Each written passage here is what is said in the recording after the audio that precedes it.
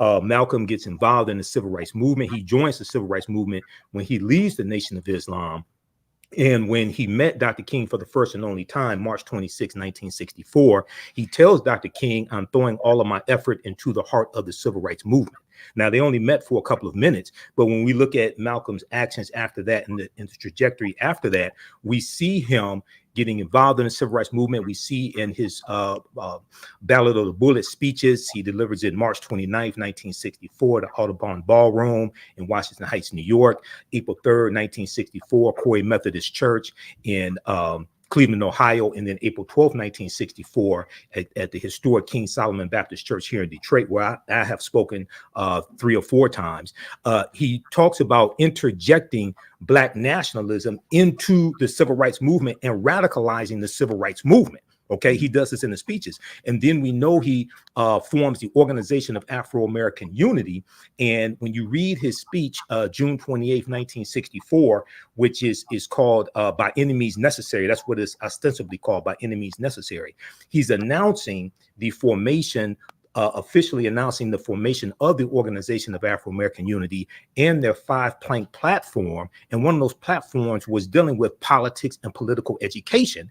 And he talks about registering African Americans in Harlem, New York as independents. Okay, so when he leaves the nation, he really emphasizes the need for control of the politics in your community, in addition to controlling the economics and the education in your community. But he also talks about the importance of voting and voting strategically and being an educated voter, as opposed to just voting for a D or an R. That's really interesting when you talk about the importance of voting. There are some folks in the conscious community that kind of push back and say that everything is manipulated and it's a waste of your time. You don't really have a vested interest in the political system. I'm sure that you would disagree with that. Could you talk more about the importance of engagement in the political process through voting? Absolutely. Well, first of all, we have to understand that politics is the legal distribution of scarce wealth, power, and resources, and the writing of laws, statutes, ordinances, amendments, and treaties, their adoption, interpretation, and enforcement. Okay, so voting is only one small part of politics, but it's a very, very important part of politics. When we saw the video that came out on May 17th, 2024, of the argument in a House of Representatives Oversight Committee between Representative Jasmine Crockett of Texas and Representative Marjorie Taylor Greene of Georgia. Okay, the reason why, and you saw Representative Cromer, James Cromer of Kentucky, who is the chair of that committee, who didn't even understand the committee rules. The reason why Republicans only got 27 bills passed in the House of Representatives in 2023, the reason why they have not passed a budget, and they are constitutionally mandated to pass a budget. So we know that the White House submits a budget to Congress. There are 12 appropriation subcommittees in both the House and the Senate, and we know that the House of Representatives is constitutionally mandated to pass a budget that the White House sends to them. The reason why we're on, I think it's our 3rd continuing resolution, the reason why Republicans can't pass a budget is because they don't know how to govern. This is the chaos caucus. Well, the reason why they were able to take control of the House is because it came down to about 7,000 votes and a handful of races. Lauren Boebert of Colorado, she won her race on recount by about 546 votes. Razor thin margins. That's the difference between Representative Mike Johnson, Republican from Louisiana, who led the charge in the House of Representatives to push the big lie, okay, to push the stolen election lie. That's the difference between him being Speaker of the House of Representatives and Representative Hakeem Jeffries being Speaker of the House of Representatives. When you look at what they were able to accomplish, say in the first 2 years of the Biden-Harris administration, they got a $1.9 trillion American Rescue Plan passed that saved the economy. You've had 15 million jobs that have created 15 million plus jobs. 2.6 million of those jobs went to African Americans. Last time I checked, that was 17%, and with 13.5% of the population. You have the fastest growth rate of African American owned businesses right now under the Biden-Harris administration. You have the lowest unemployment rate in 2023 since 1972, since the unemployment rate was calculated by race. Okay, so when we look at policies that they have been able to get passed, and then you look at what's happened since Republicans have taken control of the House of Representatives, you see a stark difference. And you see obstructionists, everything from the attack on critical race theory, that's dealing with politics. I talk about how Donald Trump, September 2020, there was a memo, there was an executive order he actually did that banned using critical race theory when it came to training federal employees. This is what really unleashed this whole critical race theory backlash, which then we see codified into policy coming out of Florida, attacking the advanced placement social studies standards when it comes to African American history. And we see other attacks on African American history throughout, especially these former Confederate states. So all of this deals with politics. So what we have to understand, I deal with a principle that I created called political self-defense.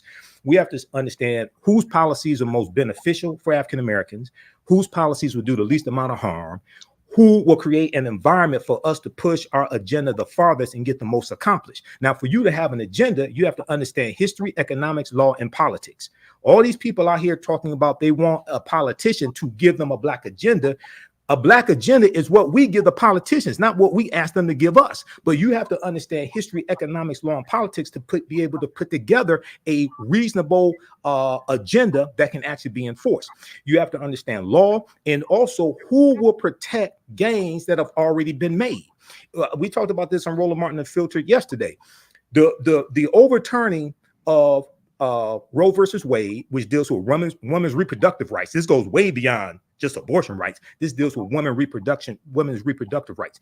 The striking down of affirmative action when it comes to college admissions. Okay, all this deals with the 6-3 conservative Supreme Court that Donald Trump was able to put in place, which goes back to the 2016 presidential election. He got three conservative Supreme Court justices confirmed. Okay, and he got 226 federal judges confirmed. These are lifetime appointments. The judicial branch of the federal government interprets law from the legislative branch of the federal government. So when President Joe Biden did his executive order to forgive student loan forgiveness, which would have impacted about 40 million Americans, especially African Americans, and it would have moved 500,000 African American families from a negative net worth to a positive net worth, it was Donald Trump's 6-3 conservative court that struck that down and said it was unconstitutional. Now, so the people in 2016 who said they weren't voting for Hillary Clinton because they didn't like that witch, they didn't understand what the alternative was, which was Donald Trump, the Heritage Foundation, the Federalist Society, which were two right-wing conservative think tanks who gave Trump lists of federal judge nominees and names for the Supreme Court. This is where they came from. Okay, so we have to understand political self-defense, how all these dots are connected, and how to defend against this, how to play offense and defense at the same time. And many of us don't understand the dots exist in the first place. Just flashing back to 2015, 2016 in the political season, I remember there were some who were saying that the most critical issue about the election of the 45th president of the United States was the impact that you mentioned on the court system and the appointments that he was able to make, irrespective of the economic measures that he was promoting, irrespective of his whole idea of draining the swamp and all that. There were people who were saying we have to be concerned about this because he will have an ability to put those judges in place. And as you just expressed to us, that's exactly what happened. I looked at a video that you posted on your Facebook channel a few weeks ago that featured the vice president talking about basically an economic stimulus package for the Black community. But I also know that, election cycle after election cycle, we talk about how the Democrat Party has taken the needs of Black people for granted. Do you think that outside of the fact that this isn't an election year and politicians are going to say the things that they think are necessary to be said to get them elected, and then the election happens and then things kind of fall apart and they renege on their promises? Do you think that this is a repeat of that phenomenon in our election season? Oh, not at all. They were basically talking about what has already been accomplished. When you look at it, $16 billion invested in HBCUs. Look at the fastest growth rate for African American small businesses. You look at the median household net worth of African Americans increasing 60% under the Biden-Harris administration. Largely what she was talking about were things that have already happened, what they've been doing. Now, there are two dynamics to this. Number one, we have to do a better job of reading and getting political news, number one, because I read articles. There was one a few months ago from the Washington Post, and it was interviewing African-American men from the Metro Detroit area, and they were saying they weren't voting for Joe Biden. One of the people interviewed said, if they could give all this money to Ukraine, they could figure out that student loan issue and student loan forgiveness. They didn't talk about the fact that the Biden-Harris administration had already forgiven at that point about $140 billion for student. I'm sorry, about $140 billion when it came to student loan forgiveness. One, two, they didn't talk about how his executive order was blocked in the Supreme Court by the 6-3 conservative Supreme Court that I just mentioned. So a lot of times, one of the principles of political self-defense that I teach is understanding how to remove the obstructionists, right? So people talk about, for instance, well, we didn't get the George Floyd Justice and Policing Act. Yeah, but it was Senator Tim Scott, the Black Tea Party Republican for South Carolina. He's the one who blocked the bill in the Senate after it passed the House of Representatives. No Republicans in the House of Representatives voted. That vote was 220 to 212. Go to congress.gov and go back to March 2021. That's when the bill passed the House of Representatives. Congress.gov, for those that don't know, that is the official website where you can go read all these bills that are being proposed in Congress that passed the House, passed the Senate, and most importantly, you can see who voted for the bill and who voted against the bill, congress.gov. Now, you can only vote for your one member of the House of Representatives. There are 435 members of the House of Representatives. You can only vote for your 2 members of the U.S. Senate. If you're member of the House and you're 2 members of the Senate, overwhelmingly, the majority of the time, keep voting for bills that you care about and want. Why would you let them get voted out of office? Okay, so if you don't live in West Virginia, you can't vote for Joe Manchin. If you don't live in Georgia, you can't vote for Marjorie Taylor Greene or vote her out. But you can pay attention to who represents you in your congressional district and your and in the Senate. Okay, so one, we have to do a better job of understanding politics and getting political news.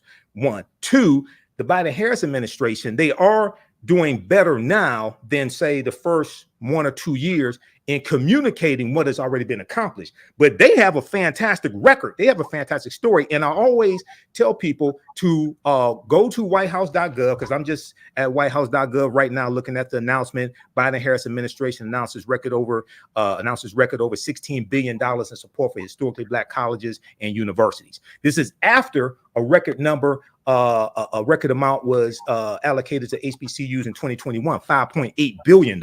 Okay, but go to whitehouse.gov, which is the official website of the White House, and read their fact sheet, which deals with how the policies of the Biden-Harris administration are helping the African-American community. The last time it was updated, February 27, 2023, it was 36 pages when I printed it out. And they take you through category by category. Now, overwhelmingly, most of those policies are voted against by Republicans, one, or they are totally against them. Like, Republicans are against student loan forgiveness. Okay. And then you have 5 Republicans in the Senate, including Mitt Romney, who tried to get a bill passed to strip President Biden of the ability to forgive student loans. So this is about self-preservation for African Americans. And the policies that are good for African Americans are good for America in general. Well, it's interesting as we have this conversation and we look at the impact that the World Economic Forum wants to have on a global economy. We look at the possibility of the implementation of central bank digital currencies. You brought up legislation. I know that there are some pro-crypto bills that are going through the House and the Senate right now. And what's interesting is that you have bipartisan support, but you also had Executive Order 14067, I believe, and it was a bill that it was an executive order that the president used to advance the study of cryptocurrency. So now the Republicans are seeing that with the movement of assets from the previous model to the new model, because now we're talking about digitizing and tokenizing assets. We've got companies like BlackRock who have been successful in obtaining an ETF for Bitcoin. They're also looking at, in the very near future, an ETF for Ethereum. We're seeing a massive transfer of wealth from those who don't have it to those who do have it, those who have an interest in maintaining it. The mantra of the World Economic Forum is you will own nothing and be happy, which is why I found it so ironic that the vice president was talking about providing these $25,000 down payment assistant products to people who are interested in obtaining homes, but really Hmm. the global agenda is that no one will own a home. We're looking at this whole idea of 15-minute cities.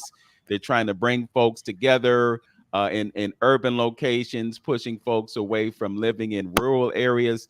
So there are a lot of things that are going on a global scale. And then I think last week we also talked about the BRICS and the impact that that's going to have on our economy. The reason that I mentioned to you in our conversations about what we talk about today is that this whole shift, this digital shift, it's in progress right now. And if we don't get a handle on it, we're going to be on the outside looking in when it comes to home ownership, when it comes to ownership of commodities in general. It's really critical that we know there's a new realm in terms of intellectual property. It's called non-fungible tokens, NFTs.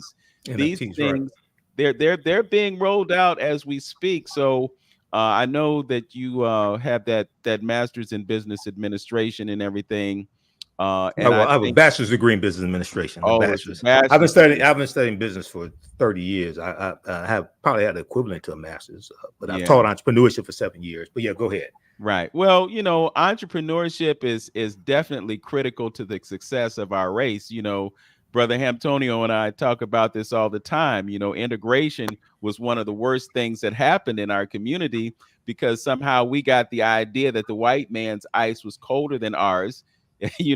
We started shopping at their stores instead of shopping at our own. I mean, you look at a place like Glenville, you referenced the speech that was given by Malcolm X on, I believe, I think you mentioned it was April 3rd, Yeah, in um, Cleveland. Yeah, in Corey Methodist Cleveland, Church in Cleveland. Yes. which is right down the street from where I live. I could literally walk to Corey Methodist Church in Sure. about 10 or 15 minutes. But that area of Cleveland was an area that was thriving with black business. And after Hmm. you had the uprisings of Huff and the Glenville uprising, then there was this paradigm shift. And what happened was we kind of got immersed in this idea that we could shop at their stores and we closed our own. And so we lost the entrepreneurial edge that we had. It's really kind of ironic, Michael, that we had this diminishing of black business, and at the same time you had a diminishing of the black family statistically in certain ways, because historically black folks were the ones that were getting married and staying married, you know and then after Yeah. this happened, things kind of fell apart, to quote Chinua Achebe. Yeah, a few things here. So, number one, the real fight during the civil rights movement was not for integration; it's for desegregation. Okay, when we actually understand the history, we wanted full access, we wanted equal access, we wanted we wanted all of our rights now. We wanted first class citizenship because after we had fought in all the wars, after we fought in World War One, after we fought in World War Two, when you look at what those brothers were fighting for when they came back home after World War One, they were called the New Negro. Okay, they were fighting for first class citizenship. They were fighting against the lynchings. They were fighting for federal anti-lynching bills, things of this nature. When we look at the way the story is told post history is that we just stopped shopping at our stores. That's why they closed. But when you do a deep analysis of that, that may be a contributing factor here and there. But what gets left out is the U.S. Interstate Highway Acts of 1952 and 1956 that drove 41,000 miles of interstate highways all across the country. They ran throughout 1,600 African American communities, displaced about 1 million people, wiped out a lot of our businesses, wiped out a lot of our homes. Secondly, what you also had was you had a disruption when it came to cooperatives that we had going back into the early 1900s, 1920s, 1930s, et cetera. Because a lot of and we talked about this last week, if people read the book Collective Courage by Dr. Jessica Gordon Emhart, which deals with our history engaged in cooperative economics, the co-ops that we had, whether it was the Colored Merchants Association in 1928, the Colored Farmers Union in the 1880s in Texas, which grew to 1.2 million people. The Colored Farmers Union had to be disbanded after 5 years because of death threats that they were getting and violence inflicted upon them. So we had two main dynamics, well, maybe three main dynamics. One, you had a disruption in our communities, which was called Negro removal, okay, or urban renewal, or Negro removal, which disrupted our communities. Okay, one. Two, you also have what's taking place when we shift from what I call the cooperative model, and then many of us had good intentions, but a lot of us started learning white business principles, either at white business schools or possibly at HBCUs that taught white business principles. And we started bringing those white business principles and a white capitalistic idea. We started bringing those into the African American community, getting away from the cooperative model. Okay. And even though you can learn some positive things in white business schools, there's some positive things you can learn. But when we deal with how we were able to succeed economically, historically, it was through the cooperative model, where you have groups of people who are owners of the entity, as opposed to, say, a sole proprietorship or even an LLC, where you may have 2 or 3 people. So it's and also the purpose of the businesses as well is different. So with the cooperative model, the purpose is to provide services really for the community, to empower the community, as opposed to trying to create the next millionaire, things like this. If you create a millionaire, that's fine, but you're really putting the people ahead, the needs of the people ahead of individual gains. So when you have those dynamics, now you talked about the decline in the family, right? Well, yes, we have very high marriage rates, and you had Candace Owens putting out this myth and other people saying that, it was the President Lyndon Johnson and fighting against poverty and welfare and things like this that caused a decline in the family. That's not true. First of all, if you look at King versus Smith, 1968 U.S. Supreme Court case, that outlawed what's called the man in the house rule, dealing with the welfare laws at the state level, not the federal level, welfare laws at the state level in some states that said you cannot have a man in the house. I did a video, it's on my YouTube channel, where I take you through that U.S. Supreme Court case and break that down, because most people, when they say that, don't talk about that. One. Two, welfare was created not by Lyndon Baines Johnson. Welfare was created in 1935 under President Roosevelt, and that was created for white women. Okay, that was part of the Social Security Administration Act. So if you go back and look at that history, and then we see, yes, you start having the decline in marriage after about 1960. But what people leave out is June 17th, 1971, when a president named Richard Nixon declared his war on drugs. The war on drugs began with Richard Nixon in 1971, and we saw the U.S. prison population quadruple from 1970 to 1993. It went from about 300,000 to 1.3 million. If people go to the U.S. Bureau of Prison Statistics, I think it is, or Bureau of Prison Statistics.gov, you look at the U.S. prison populations from 1970 to 1993 and on. Okay, so you do see a decline in the marriage rate. All right, but there are a number of contributing factors to that. One of those contributing factors would be the law that came out of California about 1969 that made it much easier to get a divorce based upon irreconcilable differences. That law was signed into law by a governor named Ronald Reagan, who went on to become president. And then versions of that law went around the country to various states. So they're contributing factors that we see to that. But as I always talk about, the African-American family was attacked. The African-American family was attacked. The war on drugs, the deindustrialization of the inner city. If you read this book right here, so this book people started referencing when we had the fake takeover of city government here in the city of Detroit. Okay, back around 2010, I think it was or so. The Origins of the Urban Crisis, Race and Inequality in Post-War Detroit by Thomas J. Segru. So if you start researching the fake takeover of Detroit, Thomas Segru's name comes up because he's a history professor, and he broke down the history of going back decades in the city of Detroit and the deindustrialization, okay, the deindustrialization prior to white flight, prior to Coleman Alexander Young becoming mayor in 1974. There was white flight where you had corporations taking companies out of Detroit, taking companies out of downtown Detroit, moving them out to the suburbs. And that U.S. Interstate Highway Act of 1952-56 was all part of that. Okay, so we have to understand now all of what I just talked about deals with policy. All of that deals with law.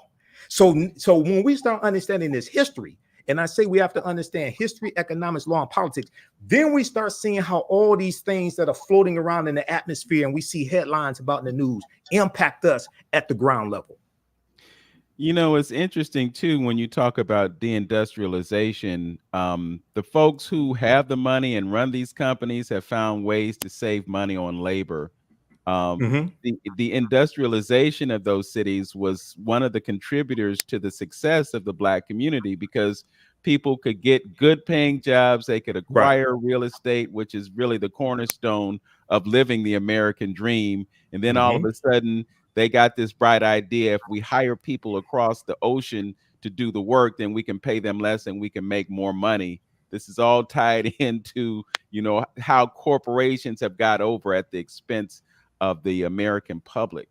Right. Well, so it's two things there. So you're talking about, sounds like globalization and exporting of jobs. So you have that, but also when you started having the deindustrialization of the inner cities across the country, especially Detroit, post World War II. World War II ends in 1945. When they're taking these corporations in these factories out of the inner cities and moving them out to the suburbs, they're putting them on what were called sprawling campuses. And in these factories, they have more automation in these factories, which eliminated a lot of the low entry level jobs that many of our grandfathers and great grandfathers got when they moved up here from Mississippi and Alabama and Tennessee. Okay, so that's very important to understand. You have that, and then you have shipping jobs to Mexico, shipping jobs to Canada or overseas, things of this nature. Corporations are in business to make money. They ain't in business to help people. Okay,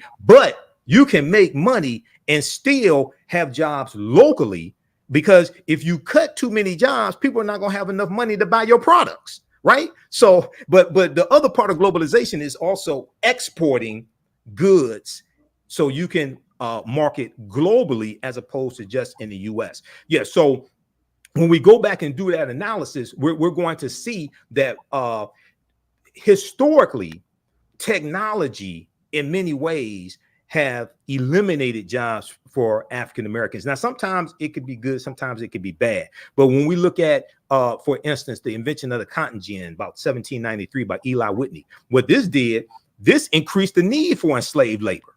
Okay, and it increased the need for enslaved African labor because it brought down the cost of the production of cotton.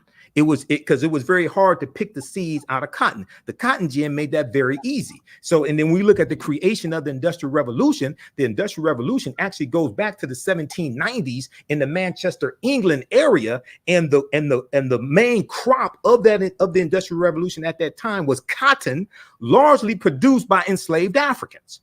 So when we connect, and so when I deal with the Labor Day history, right? You can't talk about Labor Day without talking about the labor movement. You can't talk about the labor movement without the creation of the Industrial Revolution, which was largely on the backs of enslaved African people. So you have to understand how all that history is connected. Absolutely. Mm-hmm. You know, before I bring you in, Brother Tony, I just want to remind the listeners that you are listening to 360 Info Network right here on AM 1490 WERE. Our guest is Michael Imhotep. He is the founder of the African History Network. He's got some classes that we are going to let you know about before this hour ends. Yes. And we're going to bring you as much as we can within the time that we are together. And also, I just have to encourage folks to go to our YouTube channels, respectively, like, comment, and subscribe. It helps us out tremendously in our mission to bring this vital information to you. And just one thing I wanted to point out, I saw a video yesterday, I believe, either yesterday or the day before, but it was of a fast food restaurant where the person basically facilitating taking the order was in the Philippines. Yeah. And they were being paid 1/5 of what someone who would get that entry level job here in America to do the same thing. It's really critical that we understand the impact that mechanization and AI and all these things are having on our Right. labor market. And this is at a time when, as you point out, we have such a high employment rate. But again, those folks who move those jobs overseas are always thinking about ways that they can increase their profit line, and they're going to use technology in order to advance that. Brother Hamtonio? Yeah, Brother Hotep, I appreciate the information that you Oh, dropped. thanks, brother. It's so many things that I took a few notes that was coming in my head. I kind of want to backtrack just a little bit. I know Yeah, go we ahead. talk about the industrialization and stuff like that, but because we are on the cusp of this election situation, and Sure. it may be due to media's whatever that they showing all these blacks supposedly defecting and talking about Trump. But you made a good point about us as far as knowing politics is concerned. I'm gonna state a few things, and you could pull Sure. whatever which one you want to talk about. But I got to mention a few things. Okay. One is that we have to understand politics and how politics work. And a lot of times we put a lot of this on the president. You got to understand the president is not a dictator. You Correct. got to have, At least this one isn't. At least this one isn't. right. Yeah, well, this one is He's right. not dictating anything, really. Right. But but how the system is set up, that's supposed to be what make America so great, is with those other offshoot branches that help decide the situation. So some things you can't do, just like with Obama. When they took the Senate back, I believe it was, after his second year, everything 2014. everything went downhill. He couldn't do a lot of the things. And a lot of the bills, my brother then was just talking about the other day, another bridge, they collapsed another bridge, hit, they've been talking about the infrastructure bills and things of that nature for a long time, trying to get those things passed, but they never have. But anyway, we need to know politics. Well, Biden got it passed. Yes, the $1.2 trillion infrastructure bill. Go ahead. And so you got to understand that the president is not a dictator, so we need to know how politics work. Now, a lot of black folks talking about, and this one you could comment on, that Trump, we like Trump because Trump helped the HBCUs. I read a little article on it. It was a couple things he do, but actually Congress passed this bipartisan legislation to help with the HBCUs. But that's the thing that they're hanging their hat on. Black, well, he helped the HBCUs. He helped the HBCUs again. So that's very important and critical.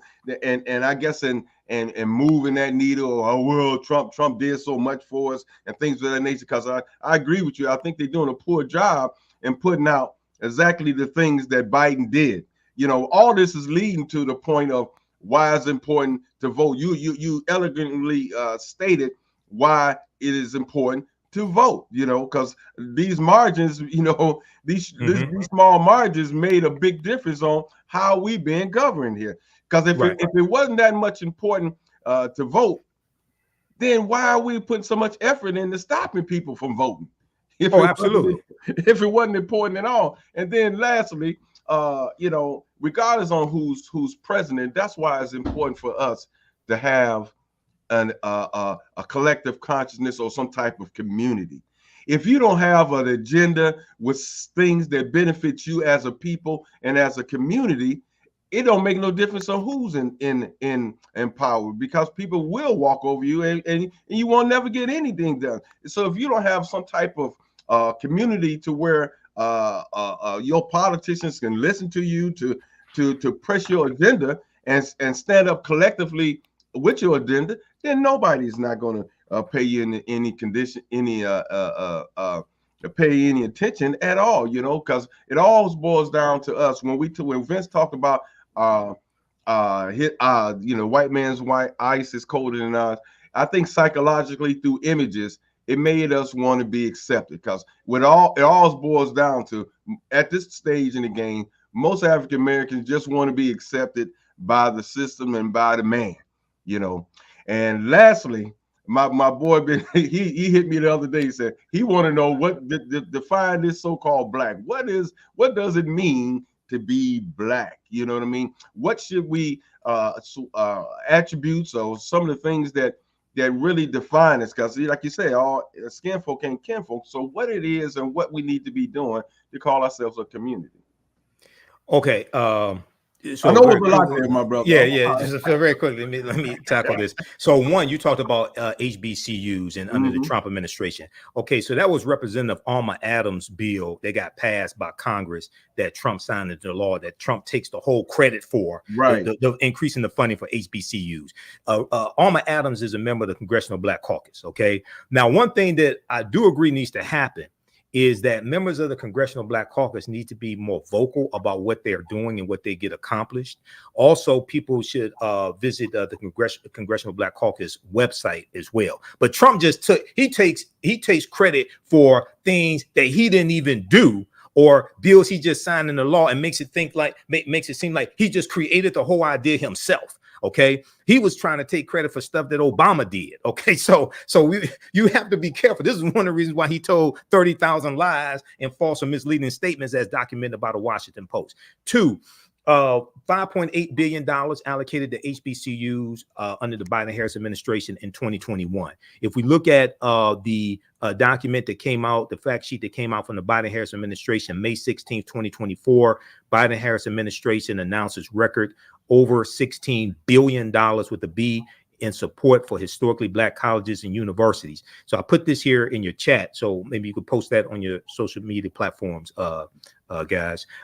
Today, the Biden-Harris administration announced a new record in federal funding and investments in historically Black colleges and universities, totaling more than $16 billion for fiscal years 2021 through current available data for fiscal year 2024. This new reported total is up from the previously announced over $7 billion and captures significant additional action already undertaken. Okay, read the rest of this. They go through and explain all of it. But these are things that are already happening. They didn't just all of a sudden last night decide to allocate $16 billion. No, these are things that have been taking place since they got into office. I always take people back to January 20th, 2021. There were 10 executive orders that Biden signed his first day in office. Yeah. One of those was Executive Order 13985, which dealt with attacking discrimination when it came to federal, when it came to like 90 different federal agencies. Okay, so that's at whitehouse.gov as well. You can check that out.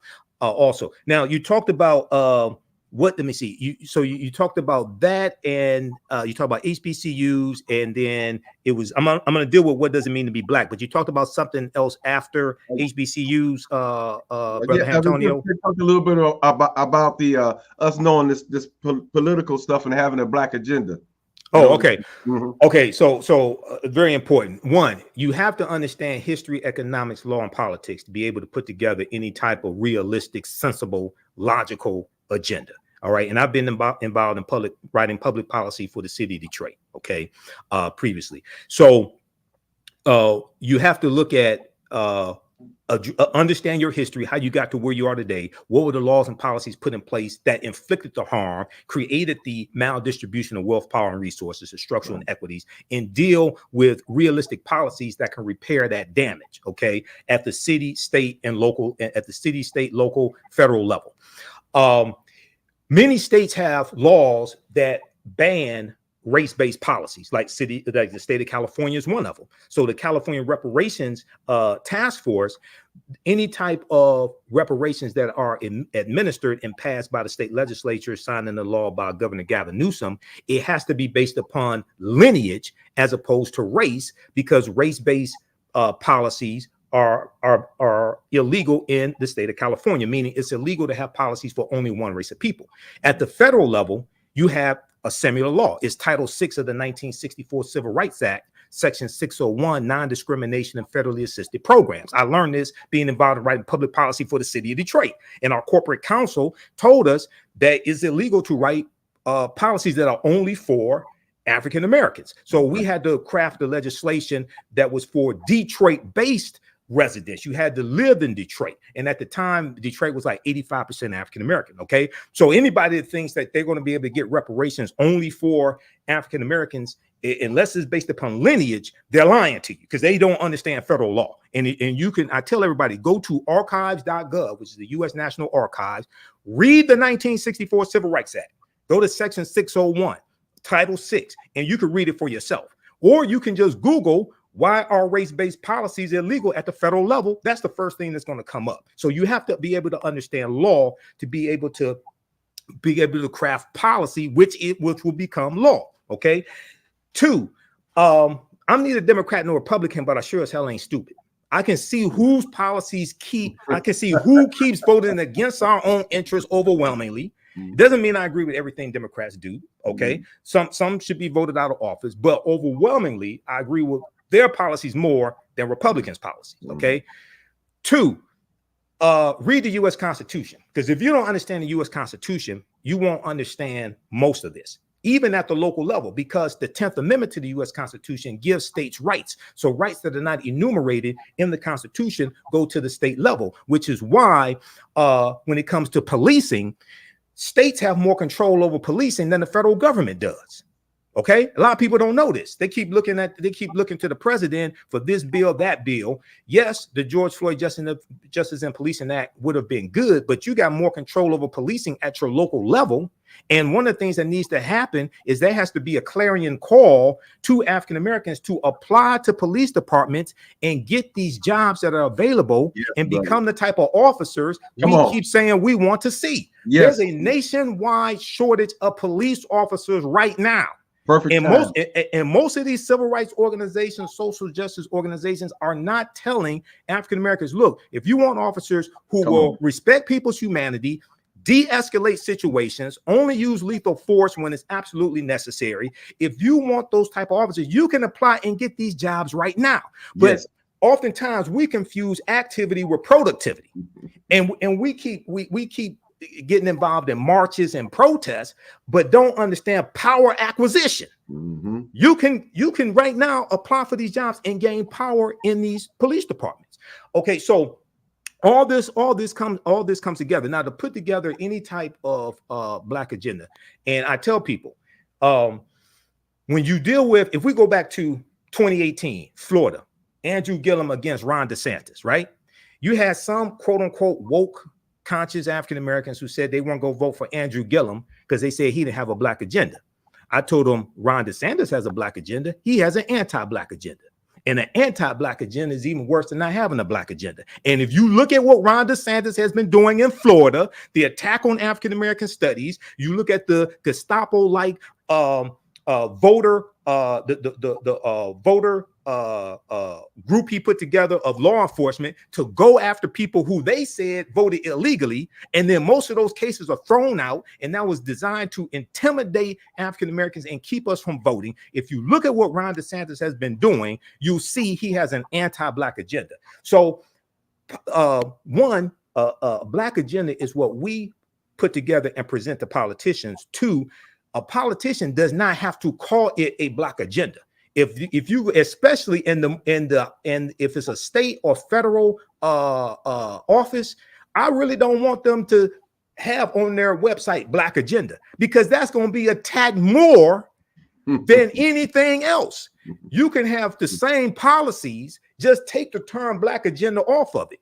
The blacker something appears, the more it's going to be attacked and the more it's going to be stopped. You mentioned the Democrats losing control of the Senate.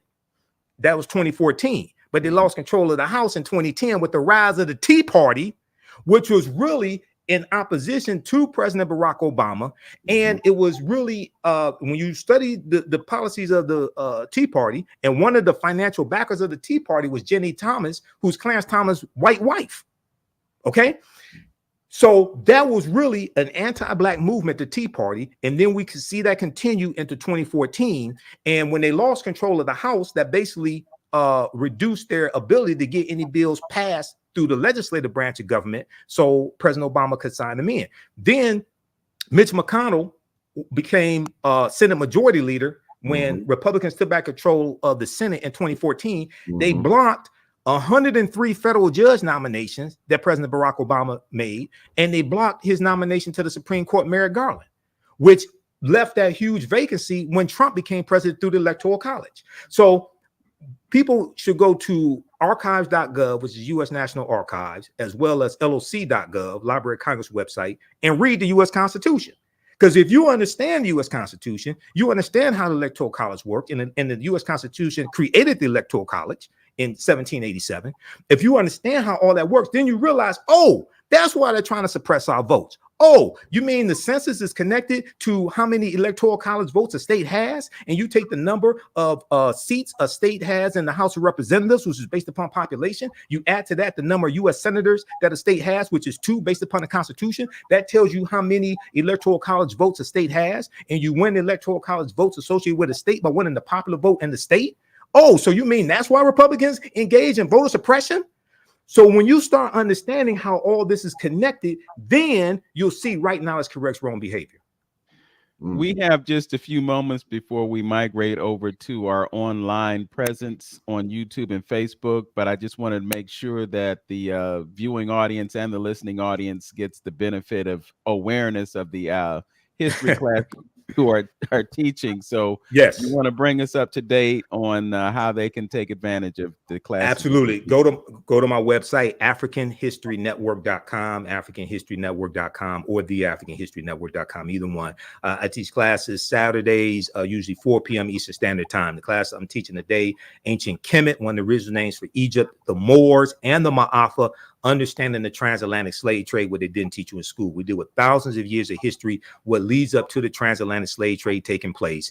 We do the sessions live. All the sessions are archived and recorded. You can go back and watch it anytime, even after the course is over with. The content is PG-13. You can use it with your children. There's 80 to 100 articles that I reference. It's a very visual class. There's 200 slides that I show you that I put together. I've been teaching this class since 2007, on and off. And then I have a second class that's going to start, and you'll be able to register for our bundle pack of courses also. We'll talk about that in class today at 4 p.m. Eastern Standard Time. The second class that I teach is called Black Resistance Movements from the Haitian Revolution, U.S. Civil War, Civil Rights Movement, and Black Power Movement, 1800 to 1968. Okay.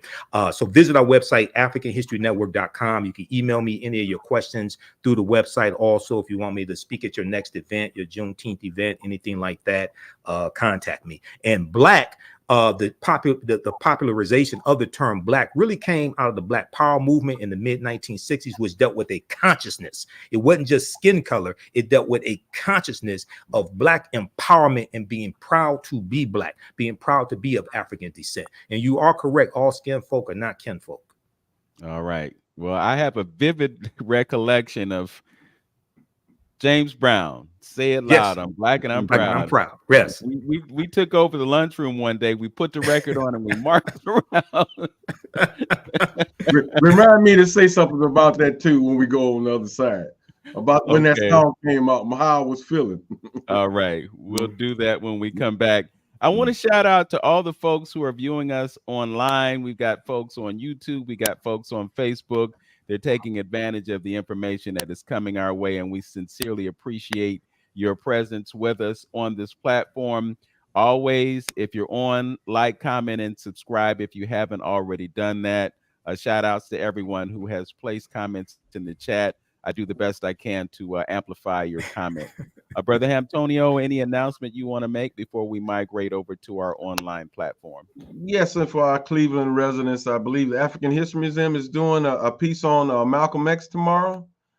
check with the museum and see exactly what time is that I don't know if you know the time of that, Vince, if you got that flyer. I don't have it. And again, we will remind you about the ball on the 23rd and also the parade and festival, 216-323-6155. All right. We just want to take this time to thank our engineer. You know, the radio station is going through some changes. They've been actually relocated from their spot over there on Carnegie, and they're now in Independence. So they didn't have phone lines for the past few days, but we were able to facilitate the broadcast. And we sincerely appreciate what he was able to do in order to make sure that we are on the air again. So, Tone Harley, big ups, bro. We really, really appreciate you. And we appreciate those of you who are tuned in. As always, know yourself, love yourself, be yourself, and make today your absolute best day. Peace, y'all. Peace. Peace. Okay, we've got about 10 seconds before we make the official migration. Brother Imhotep, again, I commend you for your knowledge. You know, I don't think it's a small thing that you can remember the names of those books. You can remember the dates. You can remember the people. You know, I could venture to say that probably 90% or fewer of us have ever read the Constitution or the Declaration of Independence of all any of those documents, but somehow you're able to read them and make sense of them.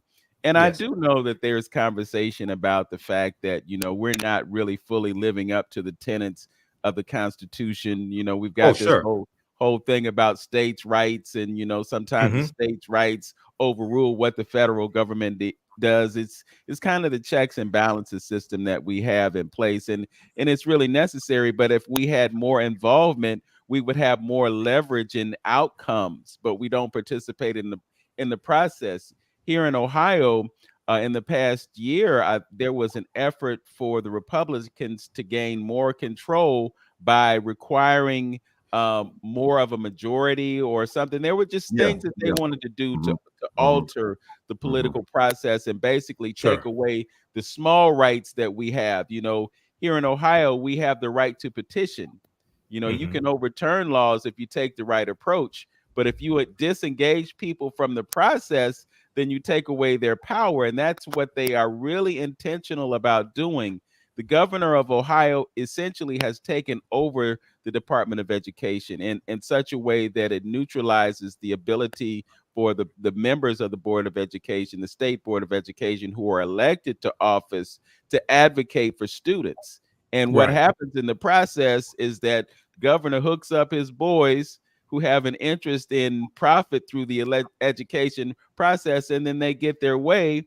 And in the meantime, you know, you got universities being threatened with defunding if they have any kind of DEI protocols that are required for their employees. Just all kinds of things.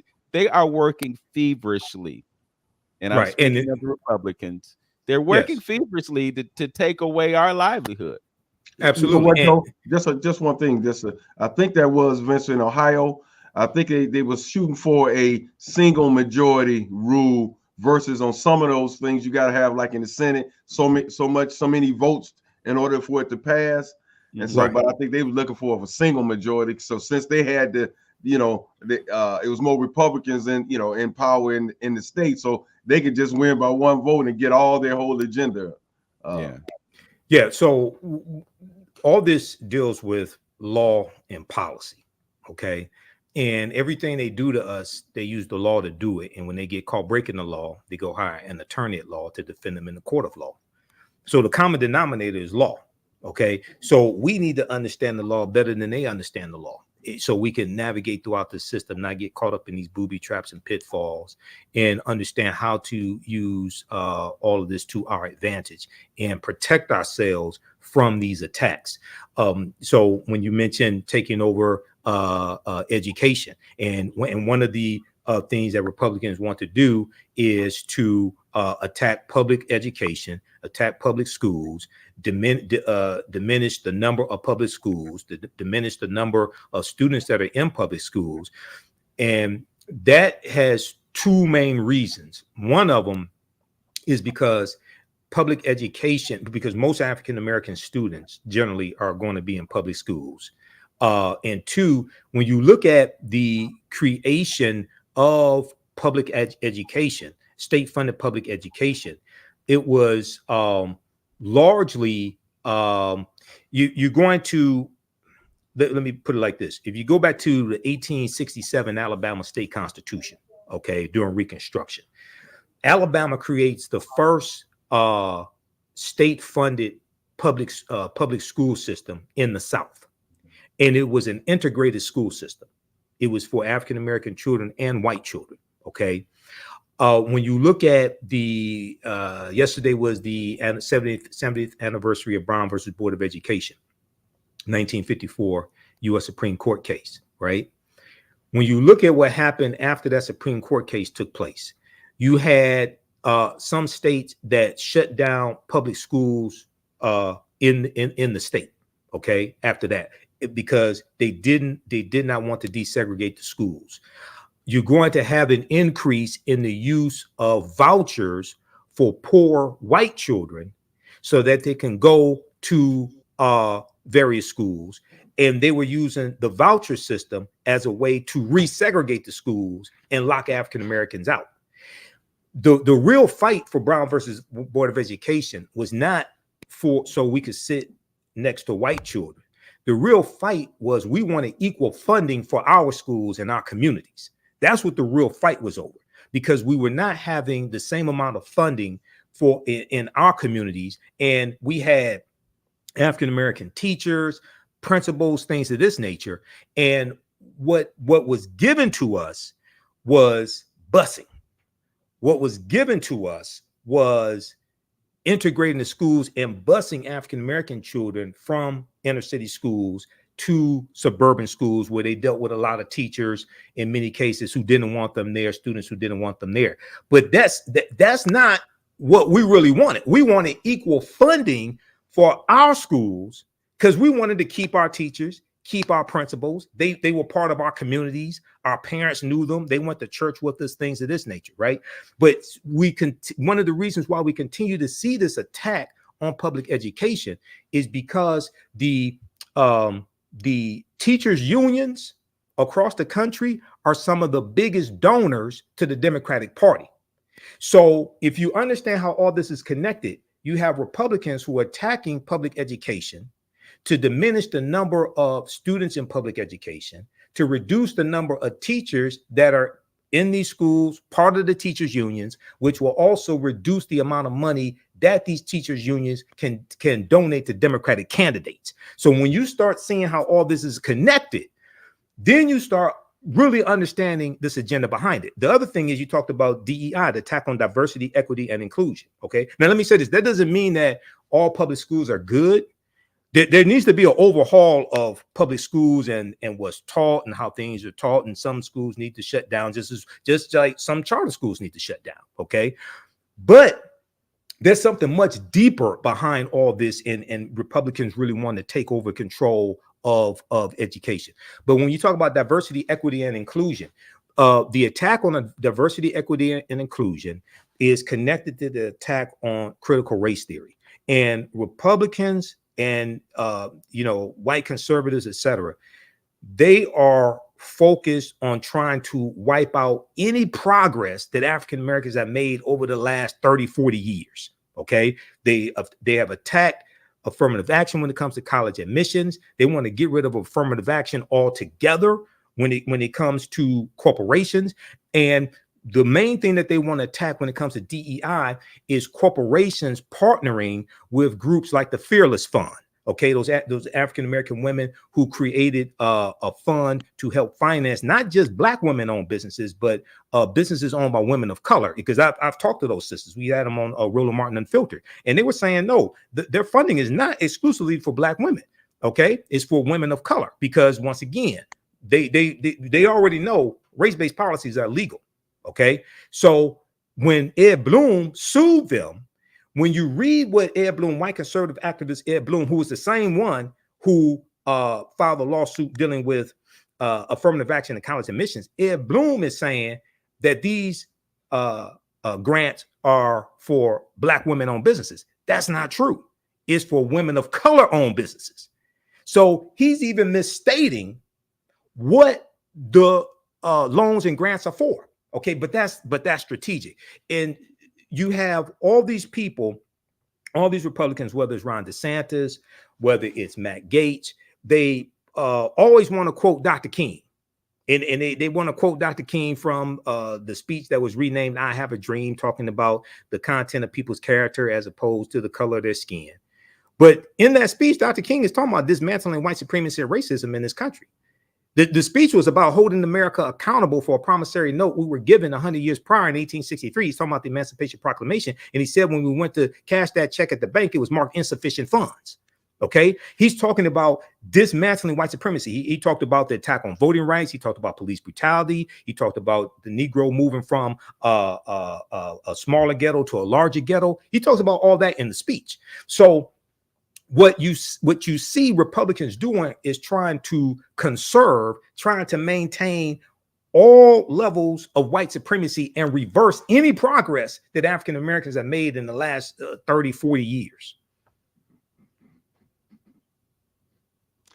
I'm curious, Brother Michael, within the past few years, we've seen a pushback on certain memorials or monuments that have been made to folks in the Confederacy and so forth and so on. There's a desire on the part of some to erase that blemish on our history. What are your thoughts about doing away with some of those ways that some of our anti-heroes have been honored in our country? Well, first of all, usually nations don't have monuments honoring traitors to the nation. Those that participated in the Confederacy committed treason based upon Article 3, Section 3 of the U.S. Constitution. They took up arms against the Union. They separated from the Union, created the Confederacy in March or February of 1861, and they fought to maintain slavery.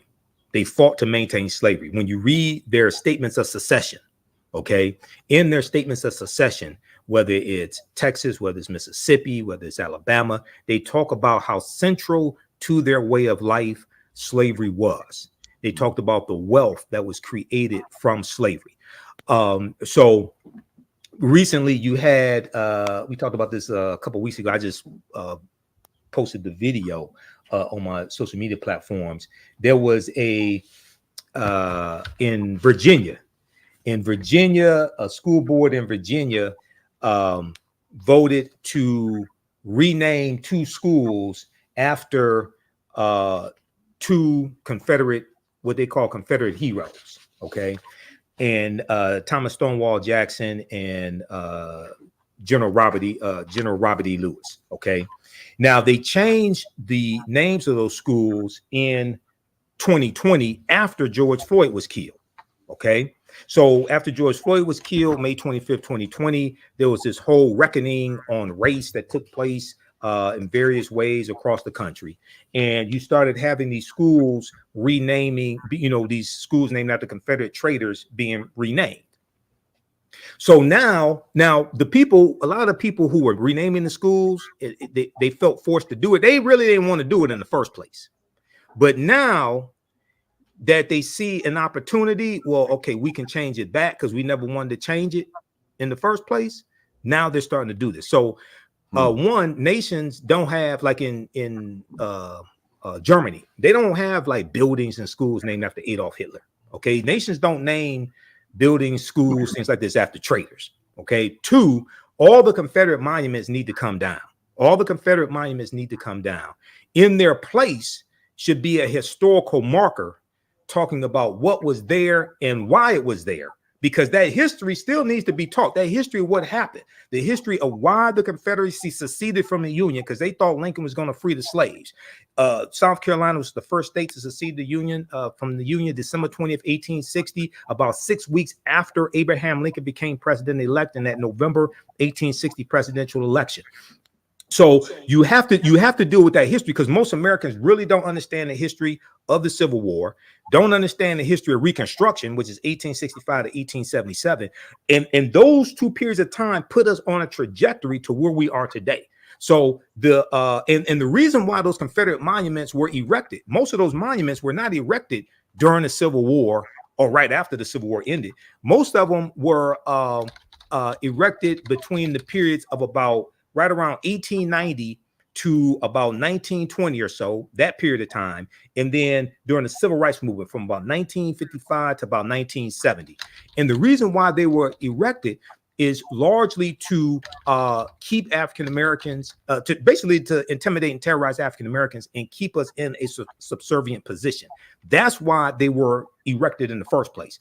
There was a piece from motherjones.com that talked about, and I'm trying to pull this up now. Yeah, the real story behind all those, let's see, the real story behind all those Confederate statues. That's the name of it. August 15th, 2017 by Kevin Drum. Everybody read this. The real story behind all those Confederate statues. And it shows you a timeline of the two periods of time when most of those statues were erected. Okay, and we know 1890, that's right before Plessy versus Ferguson, 1896 U.S. Supreme Court case, which solidifies separate but equal. Okay, so you're dealing with this, you're dealing with that period of time. You're dealing with 1890, you're dealing with the Mississippi State Constitution of 1890 that where the white supremacists rewrite the state constitution of Mississippi, impose poll taxes and literacy tests. And then also what you're going to see is you're going to see other former Confederate states rewrite their state constitutions because African Americans were voting in high numbers in the South. Most of us were still in the South at that time. The Great Migration doesn't happen till about 1915. And we know the 15th Amendment of 1870, February 3rd, 1870, guaranteed the right to vote for African-American men. So it's about 2,000 African-American men who get elected into political office in Southern states. So the South Carolina state legislature was predominantly African-American men. All right. So we're going to see Mississippi 1890. We see Louisiana 1898, South Carolina 1895, Georgia around 1910. We see Oklahoma. We're going to see them all go through systematically, rewrite their state constitutions, impose poll taxes, literacy tests, in some cases, property ownership requirements, saying that you have to own property to be able to vote. And then what Louisiana does, so that they don't hurt too many poor white people who don't own property or can't pass a literacy test, they create a grandfather clause, which states that if your grandfather could not vote prior to 1867 because he was a slave, then that means you can't vote. So after the 15th Amendment of 1870 gets adopted, they come up with all these ways to try to get around the 15th Amendment to suppress the African-American vote, because they always feared us having political power and utilizing the political power. Okay, so when you start understanding this history, especially in these former Confederate states, you can draw a direct line. We talked about Florida when a few minutes ago. I mentioned Florida when we're live on the radio. 2018, when you had Andrew Gillum and Ron DeSantis running, right, and there was an amendment on the ballot to restore voting rights to former felons, okay, in Florida. In Florida, prior to 2018, prior to that ballot measure passing by about 66% of the vote, okay, it passed overwhelmingly. You lost your right to vote for life in Florida. Florida was one of 4 states that still existed where you lost your right to vote for life if you had a felony conviction. Why did Florida have a felony disenfranchisement law where you lost your vote to right for life? It goes back to the Florida State Constitution of 1868, 3 years after slavery ends. Why did they put that in place? Because African Americans were 48% of the state population in Florida in 1868 as a result of slavery. Okay, and they were trying to suppress the African American vote. So, and not only did they put the felony disenfranchisement into law, but they also expanded the number of crimes that qualified as felonies, and they were largely implemented. They largely expanded that the crimes that they associated with African Americans, and they said they did this to prevent a Negro legislature. So when you go back and look during the period of time of Reconstruction, you look at African Americans and also white Republicans who were attacked by white supremacists, attacked by the Ku Klux Klan, in some cases killed, trying to suppress the vote. Then you start seeing, I can make a direct connection from the Reconstruction era and the political violence that brought an end to Reconstruction, I can make a direct connection between that and the January 6, 2021 insurrection, okay? And that political violence. And that happened the day after Senator Raphael Warnock, the black man in Georgia, and John Ossoff won their Senate seats. And this gave Democrats a 50-50 slim majority in the Senate. Okay. And this was after Biden and Harris won in Georgia, which was largely a red state, former Confederate state. I can make a direct connection between the political violence during the Reconstruction era and the political violence we saw January 6, 2021. And one of the main themes of that political violence, January 6, 2021, was African Americans were cheating. They were cheating in Detroit. They were cheating in Atlanta. They were cheating in Milwaukee, and they were cheating in Philadelphia. Yeah. Yep. And it was and a lot of that was a whole backlash to us voting and voting for Biden Harris. Okay, and then voting for Raphael Warnock in Georgia. And if you understand the history of Georgia, about 1963, you had a white segregationist member of the state legislature in Georgia named Denmark Groover. Okay, Denmark Groover was a Democrat segregationist, and he's the one who pushed the statewide election law. Okay, designed to lock African Americans out of statewide political power, and this was the statewide runoff election law. Okay, so what that meant was in the primary, if no candidate got either 50% or 51% of the vote, a majority, if nobody got 51% of the vote, you had to have a runoff election by the two top vote getters, right? Even if the top vote getter gets 50% and nobody else gets anywhere near him, you still have to have a runoff between the top two. Why did they create that? They created that because if in the primary, if all African Americans put their votes behind one African American candidate and that person wins and white people split their vote, this was designed to give white people a do-over. So in the general election, they could all coalesce around that one white candidate, regardless of political affiliation, to lock African Americans out of statewide political power. That's why that law exists right now in Georgia. Well, Senator Raphael Warnock defeated that twice because he won to continue the previous senator's term, and then he won a full term January 5th, 2021. That was not supposed to happen. Okay, so then the next day, even though Trump had been messaging about it for 2 months, the big steal raised $250 million from losers and suckers, saying the election was stolen. He raised $250 million in 2 months, saying the election was stolen, and we're going to file all these lawsuits and all this stuff. There was 62 lawsuits filed. They lost 61 of them. The one that they won was in Philadelphia, and all that dealt with how close poll watchers could be to people actually counting the vote. They didn't have any evidence of widespread voter fraud, stolen election, none of that stuff. They lied. And they raised $250 million in 2 months to file these lawsuits. This is the type of nonsense you're dealing with. Now, you want fools like that running the government? I don't think so. I'm just remembering that Warnock was running against Herschel Walker, of all people, who didn't appear to have any kind of sense. I mean, yeah, it just boggled my mind how he could even seriously be considered candidate for the U.S. Senate. Well, they went to the Rolodex. They went to the Rolodex. Oh, no, Donald Trump chose. That was Donald Trump chose Herschel Walker. Because see, remember Herschel Walker? He used to play for, I think it was the Washington or the New Jersey Generals. He used to play in the USFL for the team that Donald Trump owned.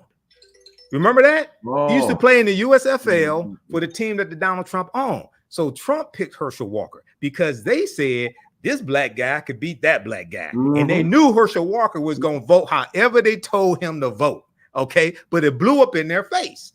All right, and Raphael Warnock, I mean, this is a brilliant brother, and we have to understand there are only 100 U.S. senators. Okay, you need 60 votes in the Senate to get any bill passed unless it deals with judges. When it comes to judges, federal judges, U.S. Supreme Court, you only need 51 votes. Every vote in the U.S. Senate is crucial. And if Democrats lose control of the Senate, they can't get any more federal judges confirmed unless Republicans vote along with it. Now, you need to get to at least probably 55 U.S. senators, because if you get to 55 Democratic U.S. senators, then you can do a carve out to the filibuster or get rid of the filibuster altogether. Okay, because as it stands now in the Senate, unless it deals with a vote that deals with judges, or unless it passes the budget reconciliation process, you need 60 votes in the Senate as opposed to a simple majority of 51. The Senate operates differently than the House of Representatives. In the House, you just need a simple majority. Okay, so you need generally 218 votes to get any bill passed in the House out of 435 members. The Senate doesn't work like that. So one of the reasons why we have to have political education, and this is one of the things that the Black Panther Party for Self-Defense had. They had a 6-week political education class that you had to go through when you became a member. It wasn't just about wearing black leather jackets and berets and having a shotgun or carrying a gun or saying black power, things like this. There was real political education because they were a political party also. Okay, so this is the type of information that we have to understand, connecting laws and policies and political positions, connecting all that to conditions on the ground and how to change that, bring into existence what it is we say we want, and also protect the gains that we have made at the same time. Good point. Good point. Absolutely, because we definitely got misinformation about whole Black Panther and what they was about and what they did, and again, just like everything else, the dismantling of everything. I was reading some material, going back to where you talked about coming out of emancipation, how many black cities that cropped up around the country shortly after the freeing of slaves is just astounding and amazing. And but they worked their hand and did the best they can to dismantle every one of those particular progressive cities. Now, question: would you tie something me and my brother talk about? Would you tie because of that? You talked about the population of the slaves in Florida and the population of slaves. Free African Americans. Well, yeah, but 1868. So that's after slavery ends. We were 48% of the population. Right. Yes. Right. So would you say? Would you connect that to the opening of the doors of immigration into this country, connecting, why they, all these, because all these old latecomers coming in at this particular point after slavery, you think they, is a connection between the immigration, all the Poles and everybody else coming in at that point? Well, you have, America has always been about exploitation of somebody, including white people. When you go back and you look at last week, we talked about Bacon's Rebellion, 1675, 1676 in the county of Virginia.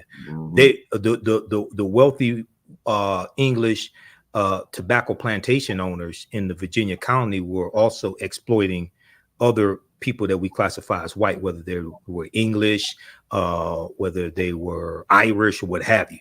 So there has, if you go back and study the formations of these various European countries, they started out as what were called groups of barbarians or collectively Germanic people. The Anglos, the Saxons, the Jutes, the Franks, the Alans, the Picts, things like this. These people have been fighting and killing each other for hundreds of years.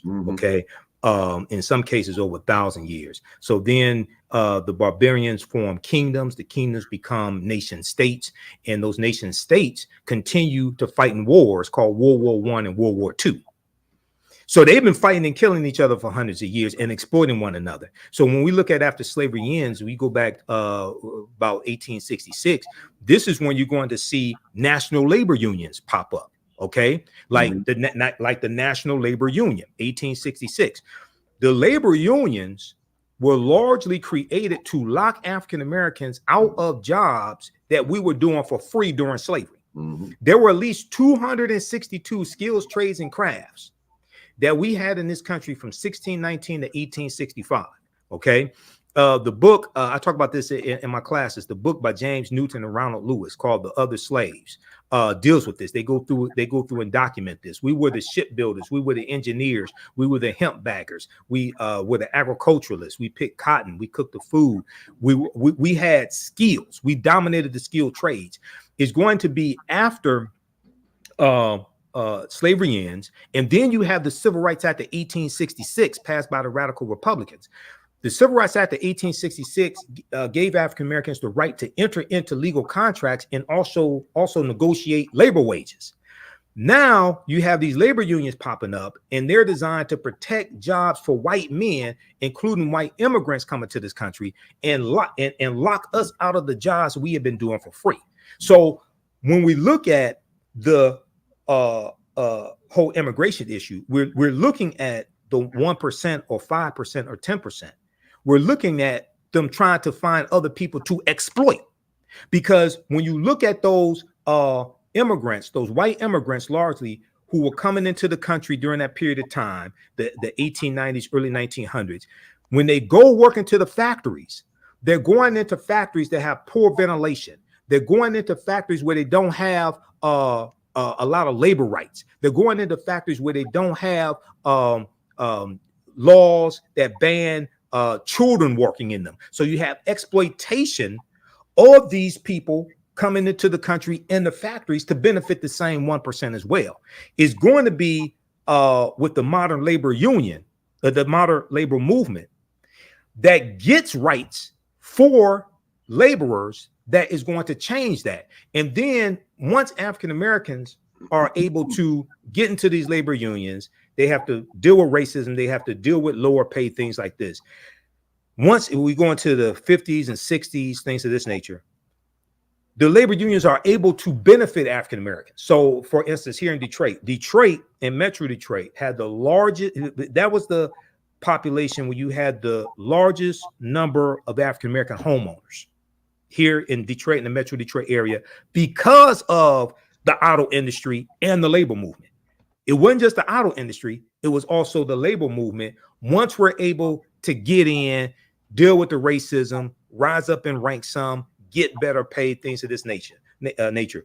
But originally, when we look at immigration, it was designed to one, benefit the 1%, top 5%, however, so they can exploit another group of people.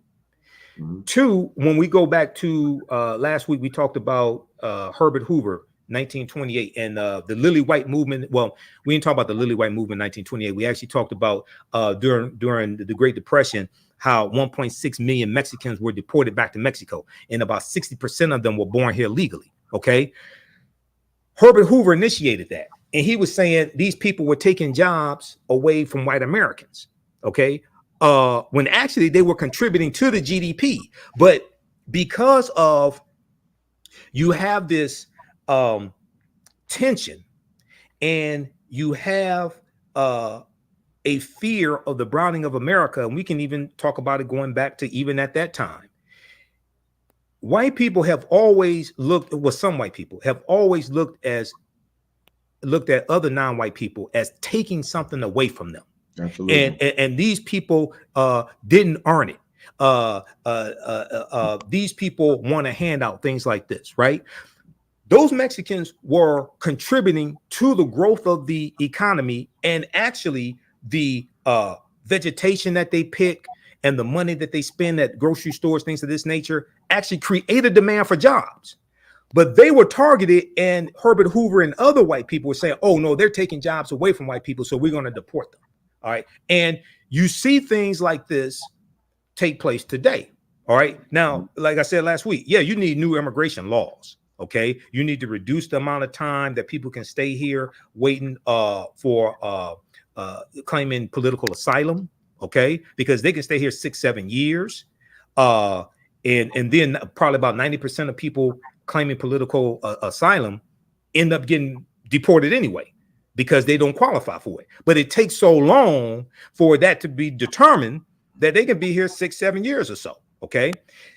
And the other thing that ges left out of this conversation is that even when it comes to undocumented immigrants. All right. About 40% of people who get classified as undocumented came here legally but overstayed visas. So there's like two main classifications of quote unquote undocumented. One is people who came here legally and overstayed their visas, and they need to go through and get their visas renewed if they can be renewed. The other are people who came here and were never legal. Okay, so it's like give you an example. So if your birthday comes and your driver's license expires, but you continue to drive, you're driving illegally. But it's not like you never had a license. You need to go get it renewed. Okay, as long as you don't have any tickets or suspended license, things like this, right? But if you're driving and never had a license, that's something entirely different. All right. So, like we talked about last week, yeah, you need new immigration laws. And Donald Trump was the one that blocked the strongest immigration law that was going to be put in place in 30 years. And President Joe Biden said he would sign it into law, even though a lot of progressive Democrats didn't want him to sign it. He said, look, I'll sign this bill into law. He agreed with it. Not everything in it, but he agreed with it. Donald Trump killed it because Trump wants to run on immigration, and you're letting murderers and killers coming through the borders and fentanyl come through the borders. Really? So why did you tell Republicans in the House not to vote for the bill? Yeah, I see. It's a lot of double talking. I don't know. It's suggestions and solutions. I remember back, what was it? Ice Cube was talking about putting an agenda together, and coming up with some things that we can present to anybody that's in, the political arena. What's your feelings on that? Because it's just seems like we on this hamster wheel, just keep, going around and around in circles, getting misused, abused. You got a lot of people like Vince talked about earlier, conscious folks, hey, why vote? It's so much misinformation, and I think we can tie it all to just not having leaders doing what they're supposed to do and leading and educating us on what we need to do as a folks. Because personally, I'm tired of all this, I think people are subject to, and I guess that's history. Most people are subject to most things because they're ignorant to everything, and people take advantage of that. Right. What I mean? So what can we do? I don't know, until we change the consciousness of the individual. I don't know if we're gonna ever get off this hamster wheel, because people not looking, to advance their cause or their agenda personally. That's why I push the whole African tradition agenda, that talks about and understands, and bring it back some foundational cultural principles and practices that we can collectively agree on. Because right now, we all over the place. We aboriginals. We doing this. We doing that. We not. You got this young group of folks coming up with all this, and it's just, And I was listening to the side of the TV. We still debating about even what to call ourselves. And here it is, 2024. So, well, I know a lot of people in the quote unquote conscious community, and unfortunately, a lot of them don't understand politics. Don't understand varying understandings of history, but you really have to understand history in the last 200 years, 224 years that leads us to where we are today, and really understand law, especially after slavery ends, going into the Reconstruction era. And after Reconstruction, the white supremacist Democrats taking back control of the state legislatures. And this is prior to the Lily White movement in 1928, which is the effort by Republicans to push African Americans out of the Republican Party, which is when we started slowly going over to the Democratic Party. People think that we became Democrats because of President Lyndon Baines Johnson in 1964, or when John F. Kennedy runs against Richard Nixon in 1960. By 1960, 2/3 of African Americans had already switched over to the Democratic Party because we saw we were getting more from the Democratic Party, and we were being pushed out of the Republican Party, and our issues and concerns were being ignored. So, and then what happened was a lot of the Republicans, a lot of the Democrats, a lot of the Southern segregationist Democrats, because you had Northern moderate Democrats, and then you have the Southern segregationist Democrats that people would ostensibly call Dixiecrats. What happened was a lot of those Southern segregationist Democrats went over to the Republican Party, where they stayed until they died, like Strom Thurmond. Okay. And Strom Thurmond in 1948, he ran for president as a Dixiecrat because in 1948, the Democratic Party had a more pro-civil rights agenda.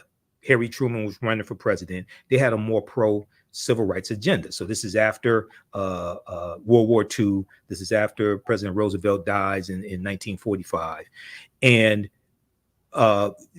Strom Thurmond runs as a Dixiecrat, which is the Southern Segregationist Party, as a counter to the Democratic Party and their pro-civil rights agenda.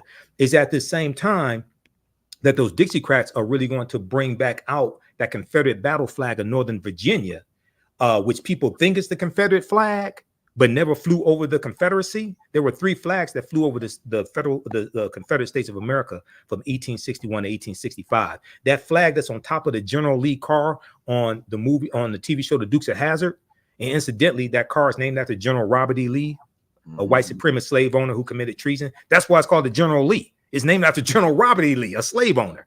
The flag that's on top of the car is the Confederate battle flag of Northern Virginia under General Robert E. Lee's army. All right. So that flag became a symbol of opposition to the civil rights movement. Okay. So we have to understand, one, politics and law, how all this is connected. Okay. You can start studying history because laws and policies shape history. 2, understand politics on a local level. Read your local newspapers, watch local news. You can listen to local radio, local talk radio, especially African-American talk radio. Then you start getting a better understanding of things taking place locally. Watch Roland Martin Unfiltered. Definitely. That's one of the best daily shows targeting African Americans. The Griot just canceled their 2 daily shows, Dr. Mark Lamont Hill's show, as well as Ebony. I forgot Ebony. I didn't even watch her show anyway, but read that, watch Roland Martin Unfiltered, watch the African History Network show. Definitely watch your show, thegriot.com. Read the Griot, especially articles by April Ryan, White House correspondent April Ryan, who is a journalist. She's not a blogger. She's a journalist. Okay. She has credentials.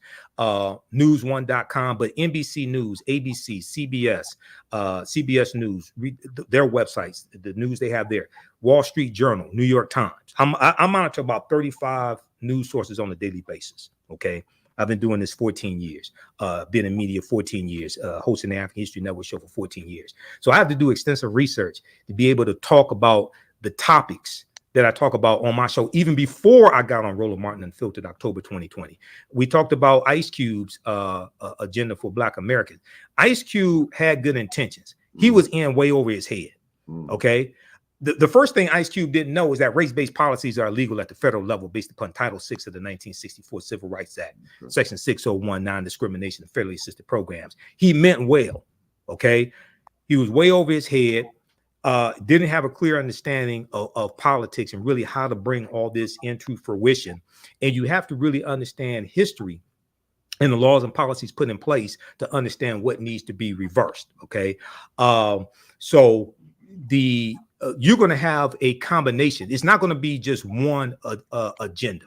It's not going to. What I mean by that is you're going to have different groups, different organizations, different coalitions pushing numerous agendas to a presidential candidate. The presidential candidate takes all of that, including policies pushed to them by the Congressional Black Caucus, and puts together and crafts their policies based upon a combination of all those agendas.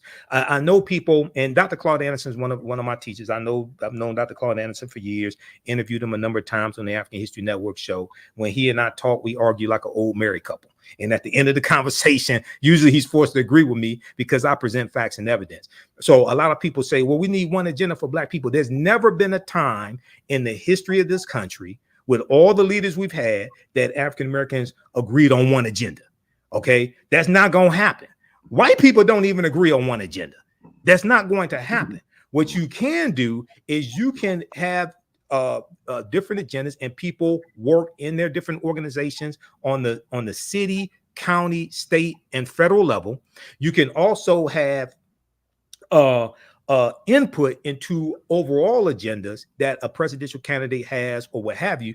But the fight really, the election is the end of one process and the beginning of another process. Okay. And somebody just posted Ice Cube met with Dr. Claude Anderson. I know, because I talked to Dr. Claude Anderson about it. I had back channel conversation. I know. I already know that. Yeah. And Ice Cube was still over his head. He meant well. Okay. I think there is a place for some entertainers who are knowledgeable of history, economics, law, and politics to play when it comes to politics. Craft and policy is not it, unless you have experience in craft and policy. Craft and policy is not it. Okay. Policy needs to be crafted by people who have an understanding of federal law, federal policy, what's in existence, things like this, what can actually be passed. You need that. You need historians. You need political scientists. You need legal experts, etc. Okay. And you're going to need grassroots people. I would think you need some grassroots people also that have a track record in actually getting things implemented and actually being on the ground also, because you're going to need that grassroots to be able to get this information out to people. But people just looking for just one agenda or something like that, it's not going to be just one agenda, because African Americans are not a monolith. Now, if we had a better understanding of history, we would have more commonality. But because we don't understand history, we're fragmented. But Ice Cube did mean well, and there were a lot of policies that Biden-Harris already had versions of, or what have you, or things that were already in place that he was advocating for also. But I think he did mean well, and he got a lot of attacks. And some of the attacks I think were uncalled for. But when you are trying to be in a position to help your people and get legislation passed, a lot of times it's a thankless job. When Dr. King was assassinated, when they did the autopsy, they said his heart was in the condition of a man in his 60s. He was 39 years old. Okay. Malcolm X was assassinated 39 years old. Medgar Evers was in his 30s. Okay. So we have fond memories of a lot of these heroes after they're dead, decades after they were dead. When Dr. King was assassinated, he was the most hated man in America because he came out in opposition publicly to the Vietnam War, April 4th, 1967. He was assassinated exactly 1 year to the day after that, April 4th, 1968. Okay. And Dr. King was calling for a radical redistribution of wealth in this country. He was against the military industrial complex. He was fighting against poverty, and he was initiating the Poor People's Campaign.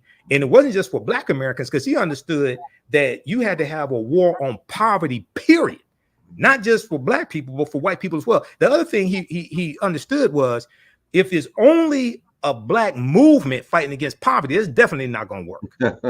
That's definitely not going to work. It's going to have to be multiracial. Right, and there was an interview he did with NBC News. It's about 27 minutes. It was in 1968. 1967. It was 11 months before he was assassinated. So it was like May, I think, of 1967.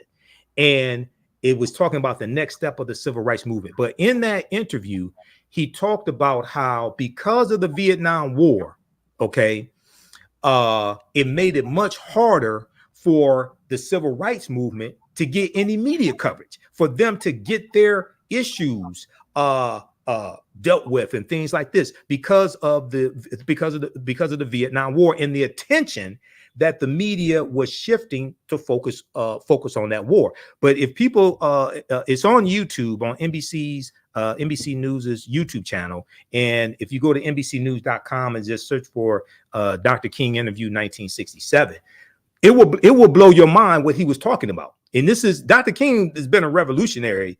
He was a revolutionary even during the Montgomery bus boycott. People think, oh, he just became revolutionary in 68. No, he didn't. You haven't been.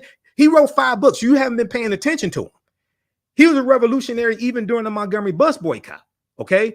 And this dovetails to Malcolm and Dr. King. Their ideologies were converging toward the end of both their lives. Okay. Even more so converging.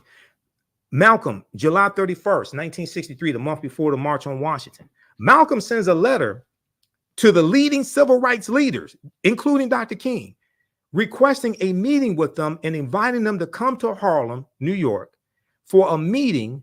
And I think it was going to take place in August of 63. And he said, we have to find a common solution to a common problem posed by a common enemy. Malcolm was calling for a unification of the civil rights leaders and their followers. Now, this is why he's still in the Nation of Islam. All right. Now, Dr. King didn't respond. But we do know that, one, Malcolm meets with Coretta Scott King in early 1965. He goes to Selma. He wants to meet with Dr. King. Dr. King's in jail. Okay. And this is during the Selma to Montgomery campaign. Malcolm meets with Coretta Scott King. We also know that in February of 1966, Dr. King meets with Elijah Muhammad. Dr. King and Coretta Scott King go to the Honorable Elijah Muhammad's house in Chicago, and Dr. King meets with Elijah Muhammad. And Dr. King and Muhammad Ali had a friendship as well. And there's an interview that they did together in 1967, and there's a clip of it from the Associated Press on YouTube. And I showed this in some of my lectures. And they're talking about, it's right after the interview, it's right after the meeting that they had. They talk about their opposition to the Vietnam War. They talk about how they do see eye to eye on a number of issues, but disagree on other issues. And Muhammad Ali says at the end of that interview, he said, we're still brothers. And he puts his arm around Dr. King. On page 133 of Dr. King's last book, Where Do We Go From Here? Chaos or Community? Dr. King praises the Nation of Islam. This book right here, he praises the Nation of Islam on their ability to instill pride in African Americans, their ability to get African Americans off of drugs, things like this. He said he disagreed with some of their views about white people, things like this. But in this book, his last book came out in 1967, page 133. He praises the Nation of Islam. Why aren't we taught about any of this stuff, or most of it? Why aren't we taught about this? There has always been a concerted effort from the 1% or 5% to divide African Americans, to keep us divided, keep us fighting against one another. Okay, because they understand that if we all united, as Lil Flip said, game over. So there's always a concerted effort to keep us fighting against one another. But they understood that we had to unite.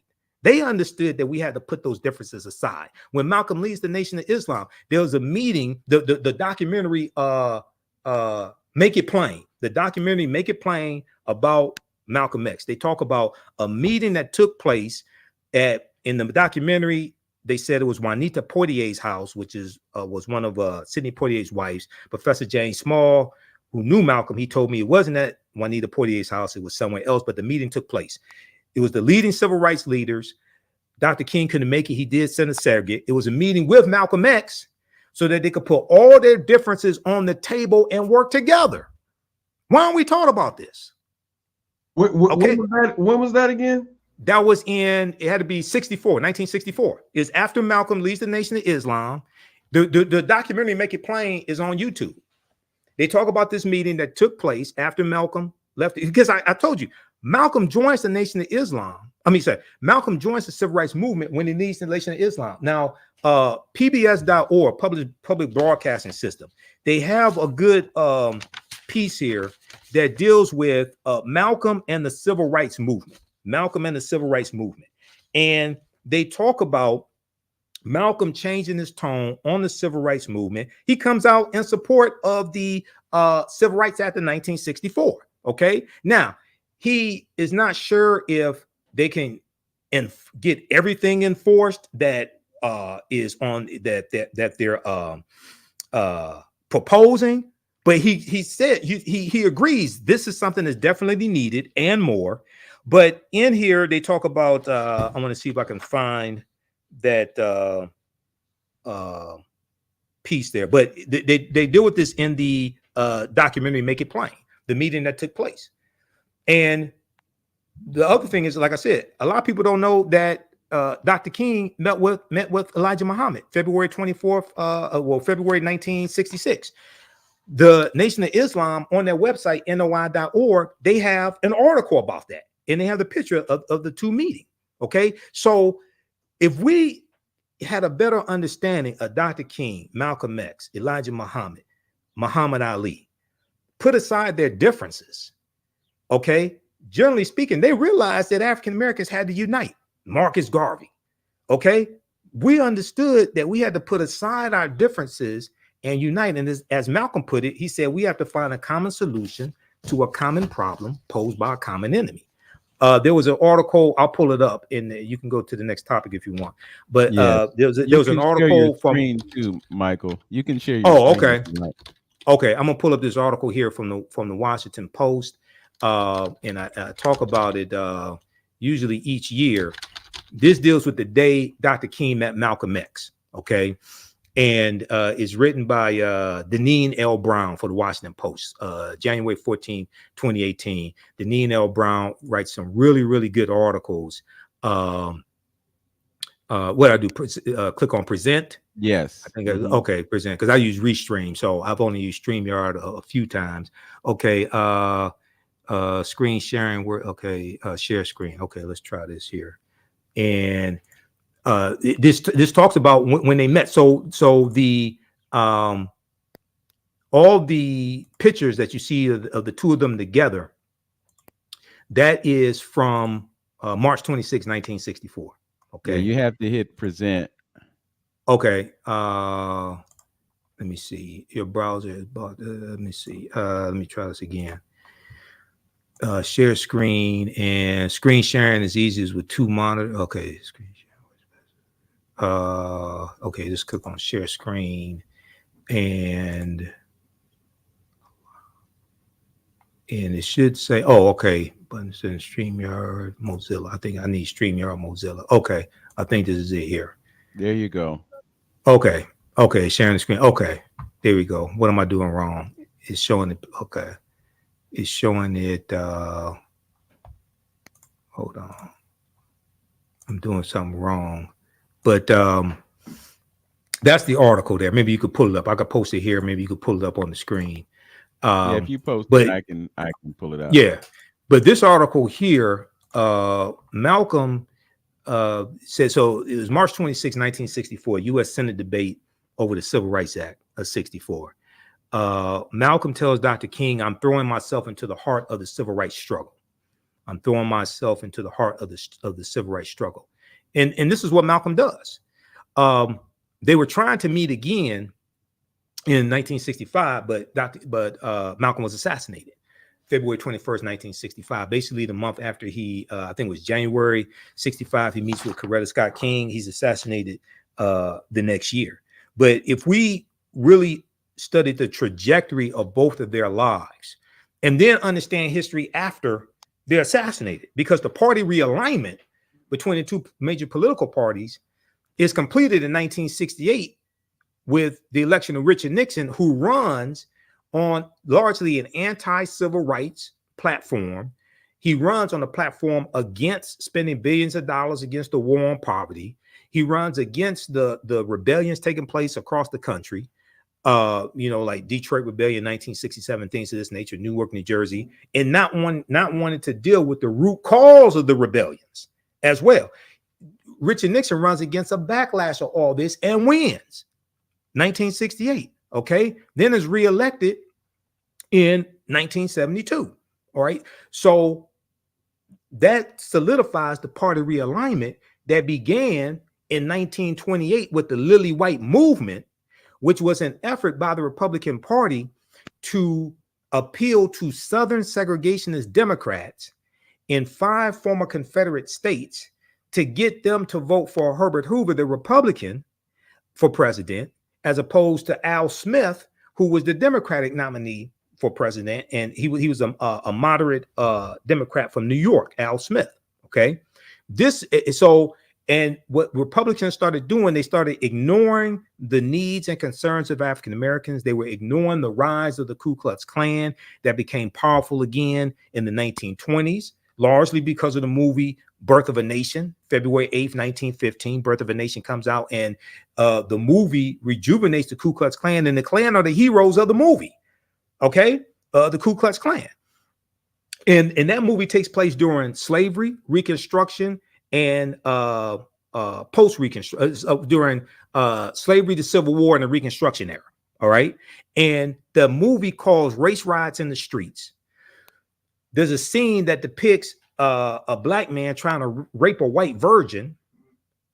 And at the end of the movie, you have a rising up of the Ku Klux Klan to put down a rebellion of former Union Negro soldiers. And it says across the screen that this was the birth of a nation. The Ku Klux Klan starts taking out recruiting ads next to ads for the movie The Birth of a Nation in newspapers. And then in October 1915, the Reverend William Joseph Simmons, he rejuvenates the Ku Klux Klan, which is known as the second incarnation of the Ku Klux Klan, the Reverend William Joseph Simmons. Go research that, because there's an article from the Washington Post that talks about how he created the second incarnation of the Ku Klux Klan after seeing the movie The Birth of a Nation. Wow. I wanted to bring up a couple of things before we conclude. Sure. In light of the fact that it's the birth anniversary of Malcolm tomorrow, just wanted to get your thoughts about what resulted in his assassination. You know, there are some who say that the NOI was in on it. There are some who say that it was Herbert Hoover or J. Edgar Hoover and the FBI and so forth. What are your thoughts about what resulted in the assassination of Brother Malcolm? Well, the FBI and CIA were definitely involved in it.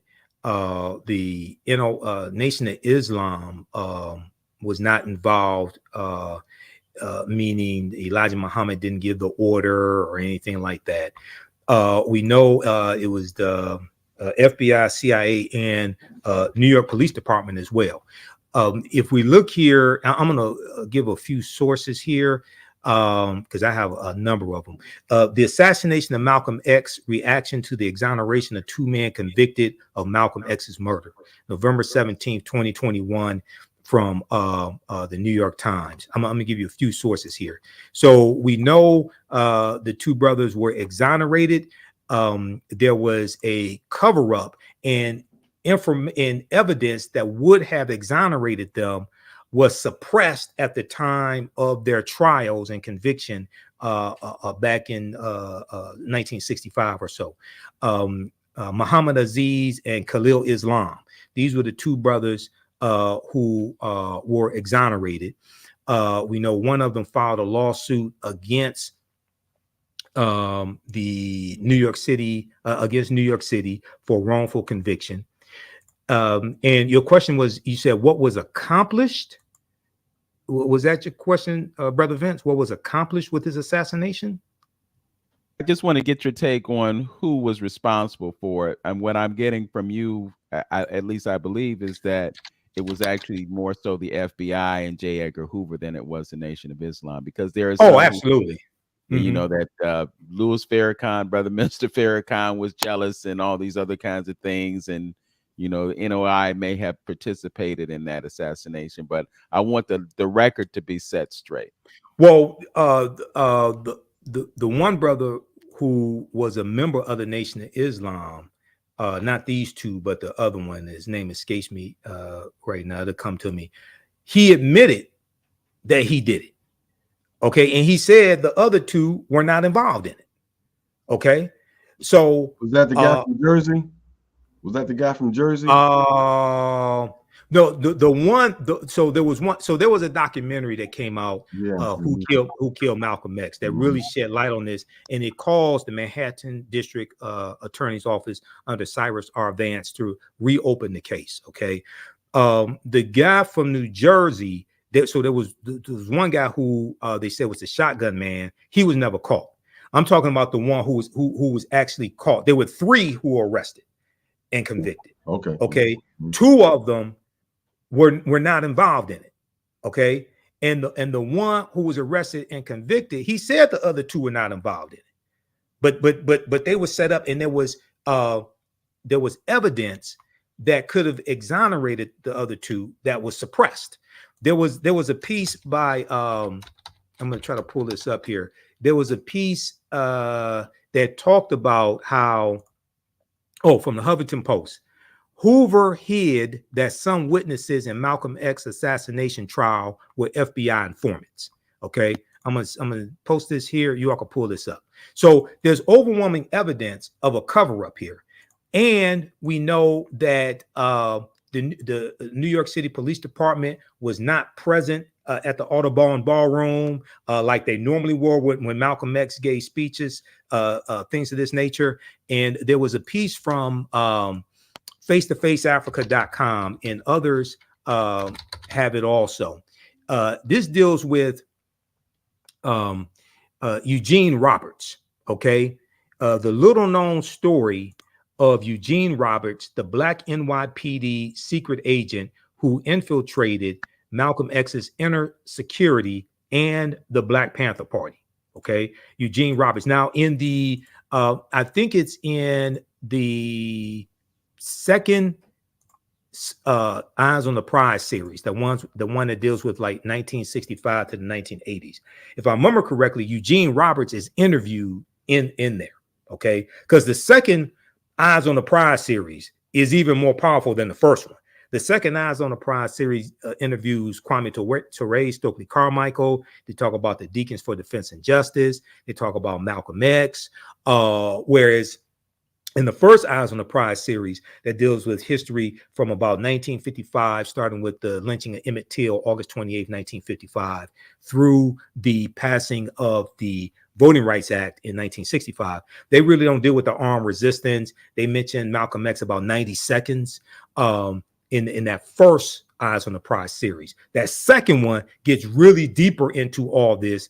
And also it deals with how the civil rights movement was really not a nonviolent movement. And if you read the book by Professor Charles E. Cobb Jr., this book here, this Nonviolent Stuff Will Get You Killed, this deals with the whole history of armed resistance during the civil rights movement. And Professor Charles E. Cobb Jr. Was a field secretary for SNCC, Student Nonviolent Coordinating Committee, for 5 years, working in rural Mississippi to organize African Americans to register to vote, and dealing with getting the right to vote. And he said when they came from the north, went down south. He said when they first went down there, he said Black people down south said, "We know you're nonviolent, but we're not. And we're not going to let these white people kill you." And he said that whenever they stayed at somebody's house, the African Americans' house down in the South, he said they always had guns. There was a shotgun over the fireplace.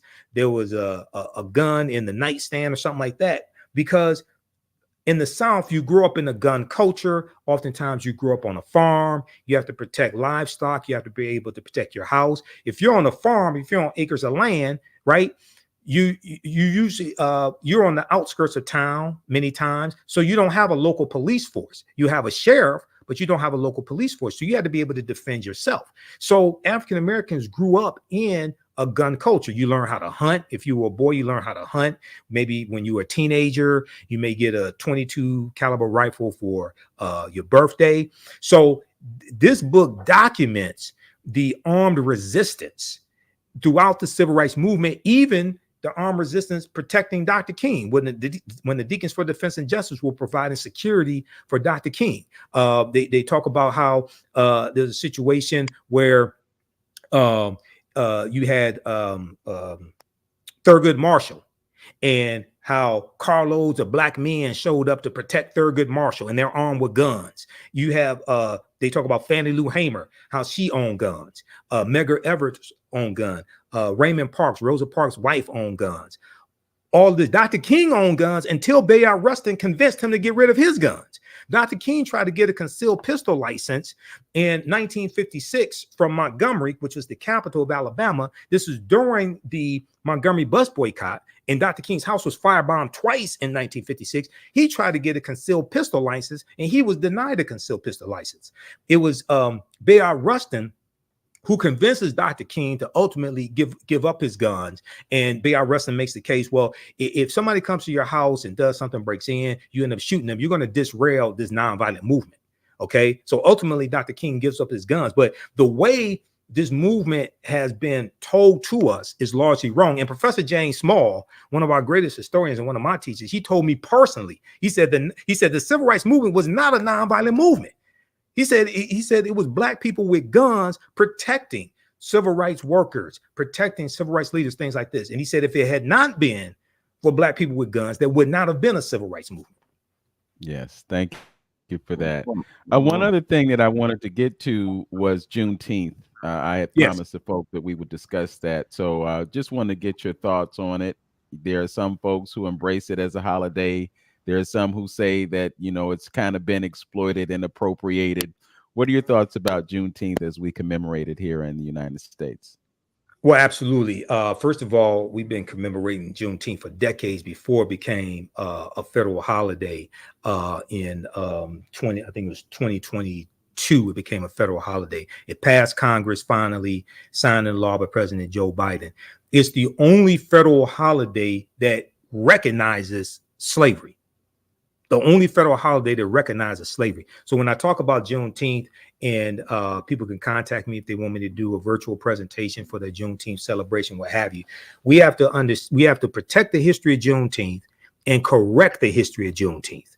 We have to protect the history of Juneteenth and correct the history of Juneteenth. It can become a very powerful celebration, and we can use it to educate Americans on a history that Republicans are passing laws to suppress the teaching of that history in the state legislatures and in their respective states and in public schools.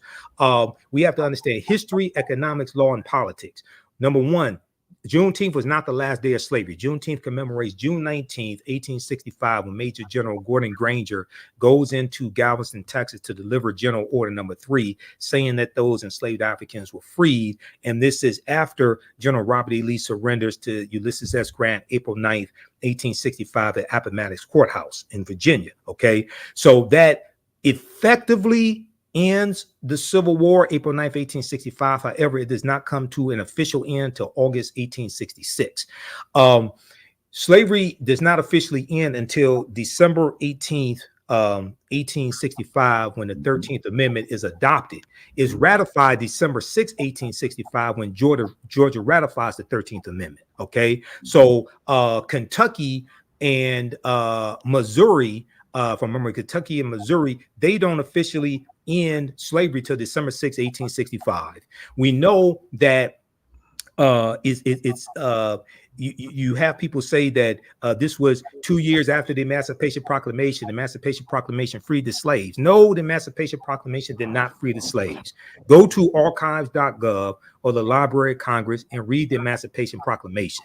It tells you that only the slaves in territories of rebellion, or those that were a part of the Confederacy, were freed. Those in the border states, Maryland, Missouri, Kentucky, and Delaware, they were allowed to keep their slaves. Maryland did not abolish slavery till November 1st, 1864, after they put it on the ballot.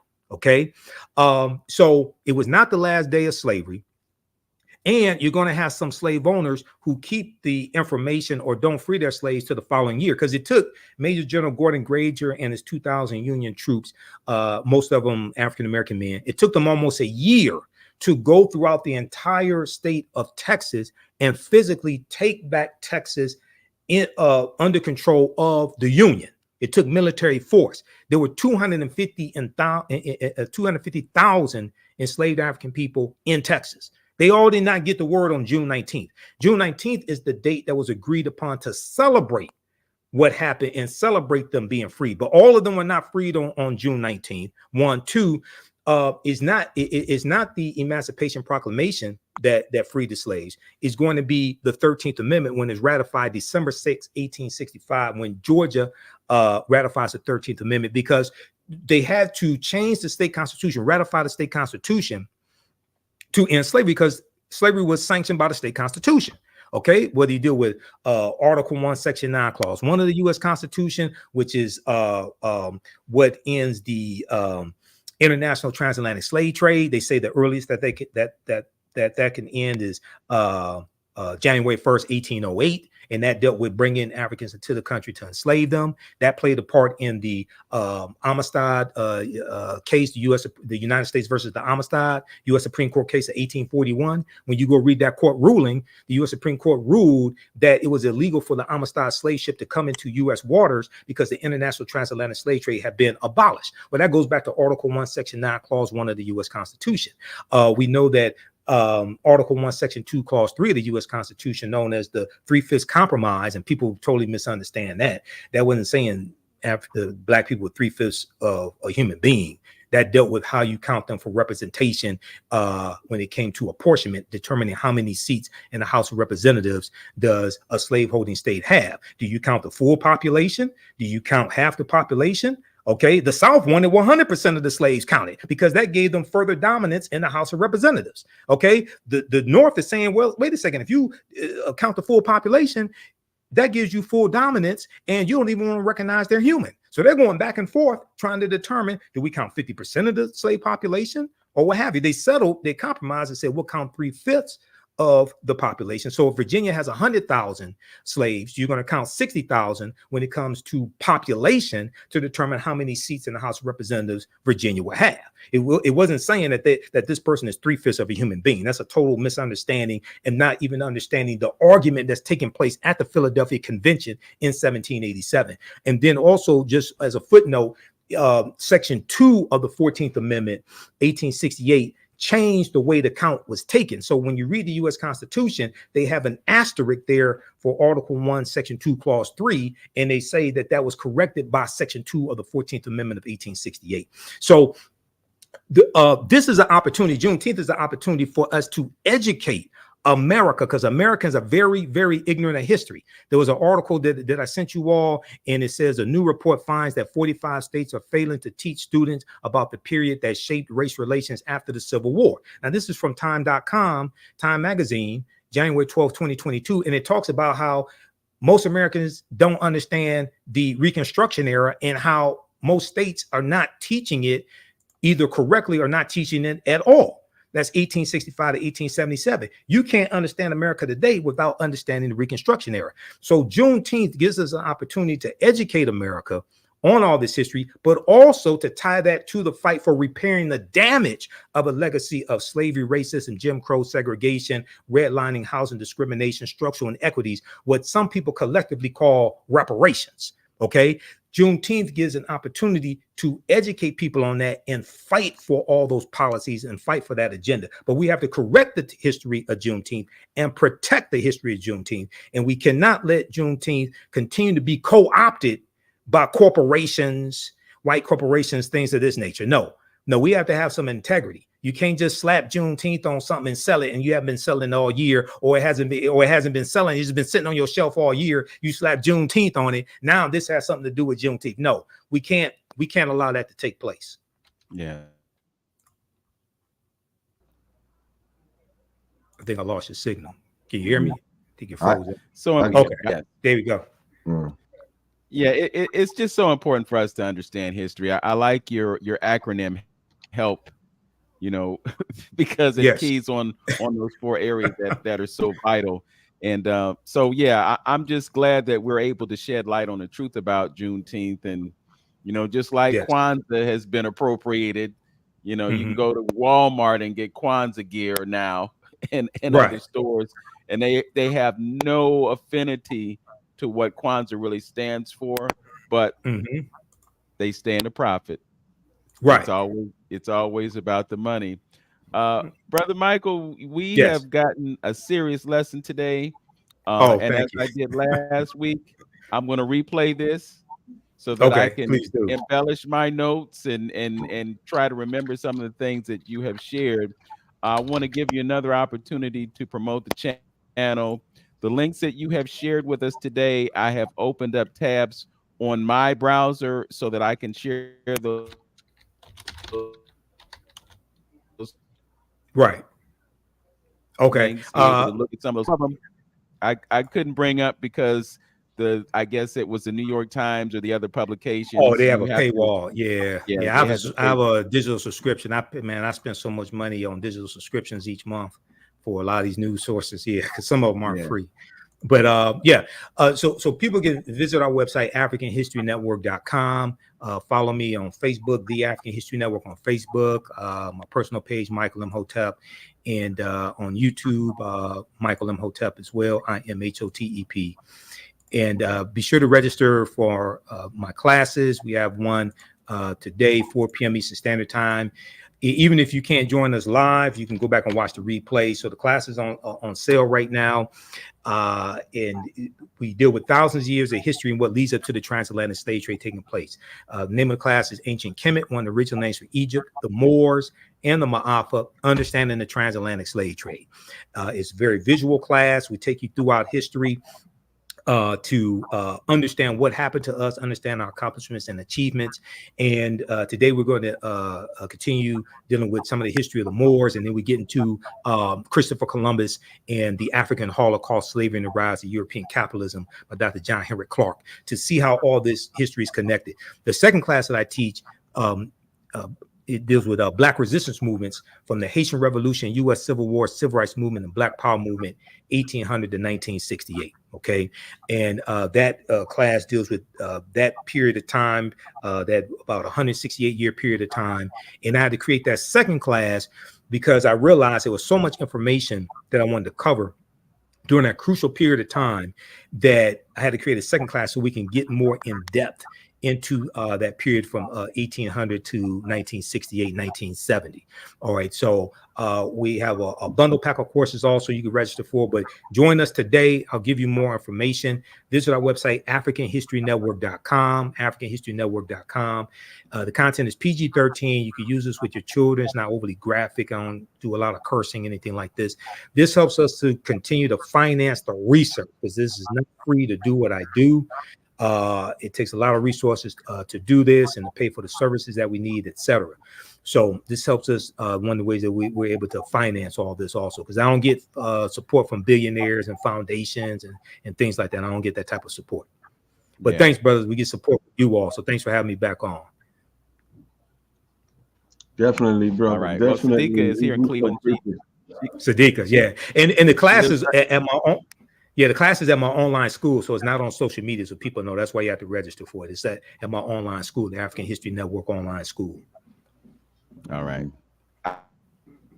I was just going to say, Sister Sadiqa lives right around the corner from me, literally. She says she's going to be at your class at 4 o'clock. So oh, thank you, Sadiqa. Thank you. Big shout out to her. Thank you. And you know what, Brother Michael, in all seriousness, yes. What we've got today in the 2 hours and some change that we spent together far exceeds what I got in 12 years of education in the U.S. education system when it comes to history. I was asking my history teacher, hey, what about this? What about that? What were Black people doing in the United States in the 20s and the 30s and the 40s? I know about slavery. I know about Reconstruction, but what else is there? Right. Well, unfortunately, university. Go ahead. Well, unfortunately, I'm not sure what period of time this was. Was this in college or high school or elementary school? When was this? I'm a child of the 70s. I was in high school in the 70s and entered the university in 1975 and exited in 1980 and vowed that I would not return because the banking concept of education that Dr. Edward W. Crosby bequeathed to us in the Department of Pan-African Studies at Kent State University back then. But you know, I am mindful and aware of the fact that education is a lifelong process. And really, truly, the most significant education that you receive happens when you leave school. Yeah. Well, some of those teachers previously 70s, 60s, things like that. Some of those teachers didn't know that history themselves. Well, and some of them may have been African American as well. What we did see in the 1960s, and we saw this at Howard University, and the second series of Eyes on the Prize deals with this, is the fight for Black studies programs at universities, at HBCUs, things of this nature. And then in the late 80s, late 1980s, 89, going to 90, 91, we also saw a fight on university campuses for Africana studies programs, like the fight we saw here in Detroit at Wayne State University, which is why you have an Africana studies program at Wayne State University. It came because of protests. So, and we also saw when we attempted to have African-centered curriculums in independent schools and charter schools here in the U.S. in the late 80s, early 90s, we saw that come under attack as well. Okay, so we have to, the need for African-American history is extremely important. Dr. Carter G. Woodson understood this. He said that our history had to be taught in every school across the country. Whether you call it African-American history, Africana studies, whatever, that history has to be incorporated, has to be taught.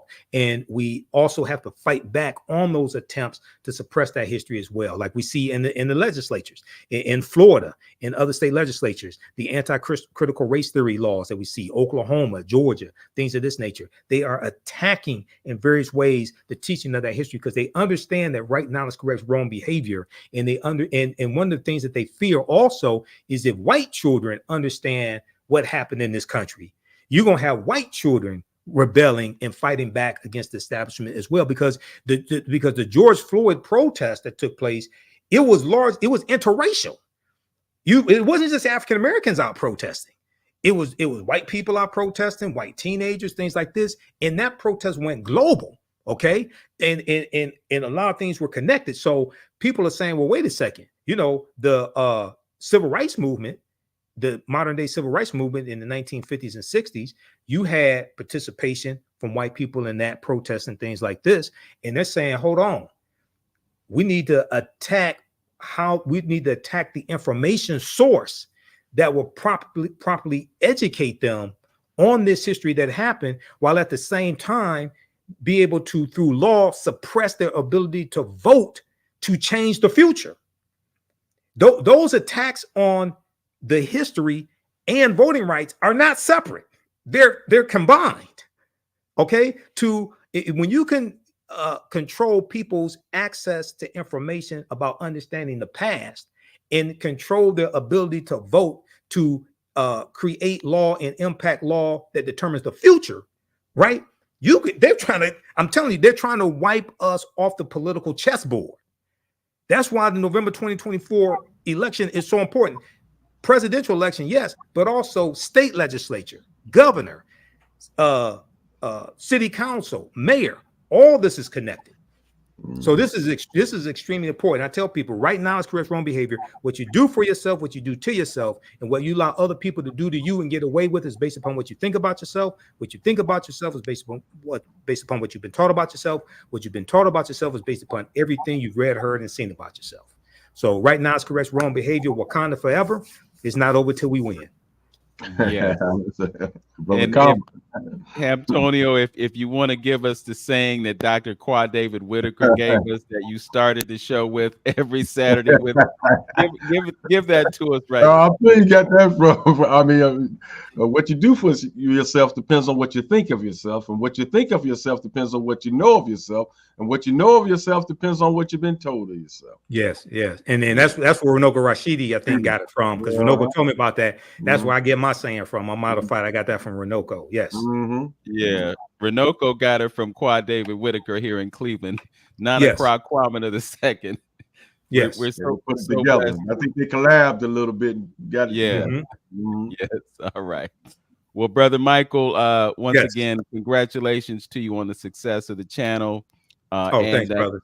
Keep doing what you do. You've definitely got a bevy of students, and you can include me in that bevy of students right now. All right. Absolutely. Everybody register for our online classes, and you can watch them on demand also. You don't have to join us live in class, and you can ask questions in class also with the live text chat also. AfricanHistoryNetwork.com. Thank you, brothers. All right. Appreciate Take care, you, my brother. brother. All Good right, job, Hotep. man. Take care. Thank you. Mhm. Peace. Peace. Peace.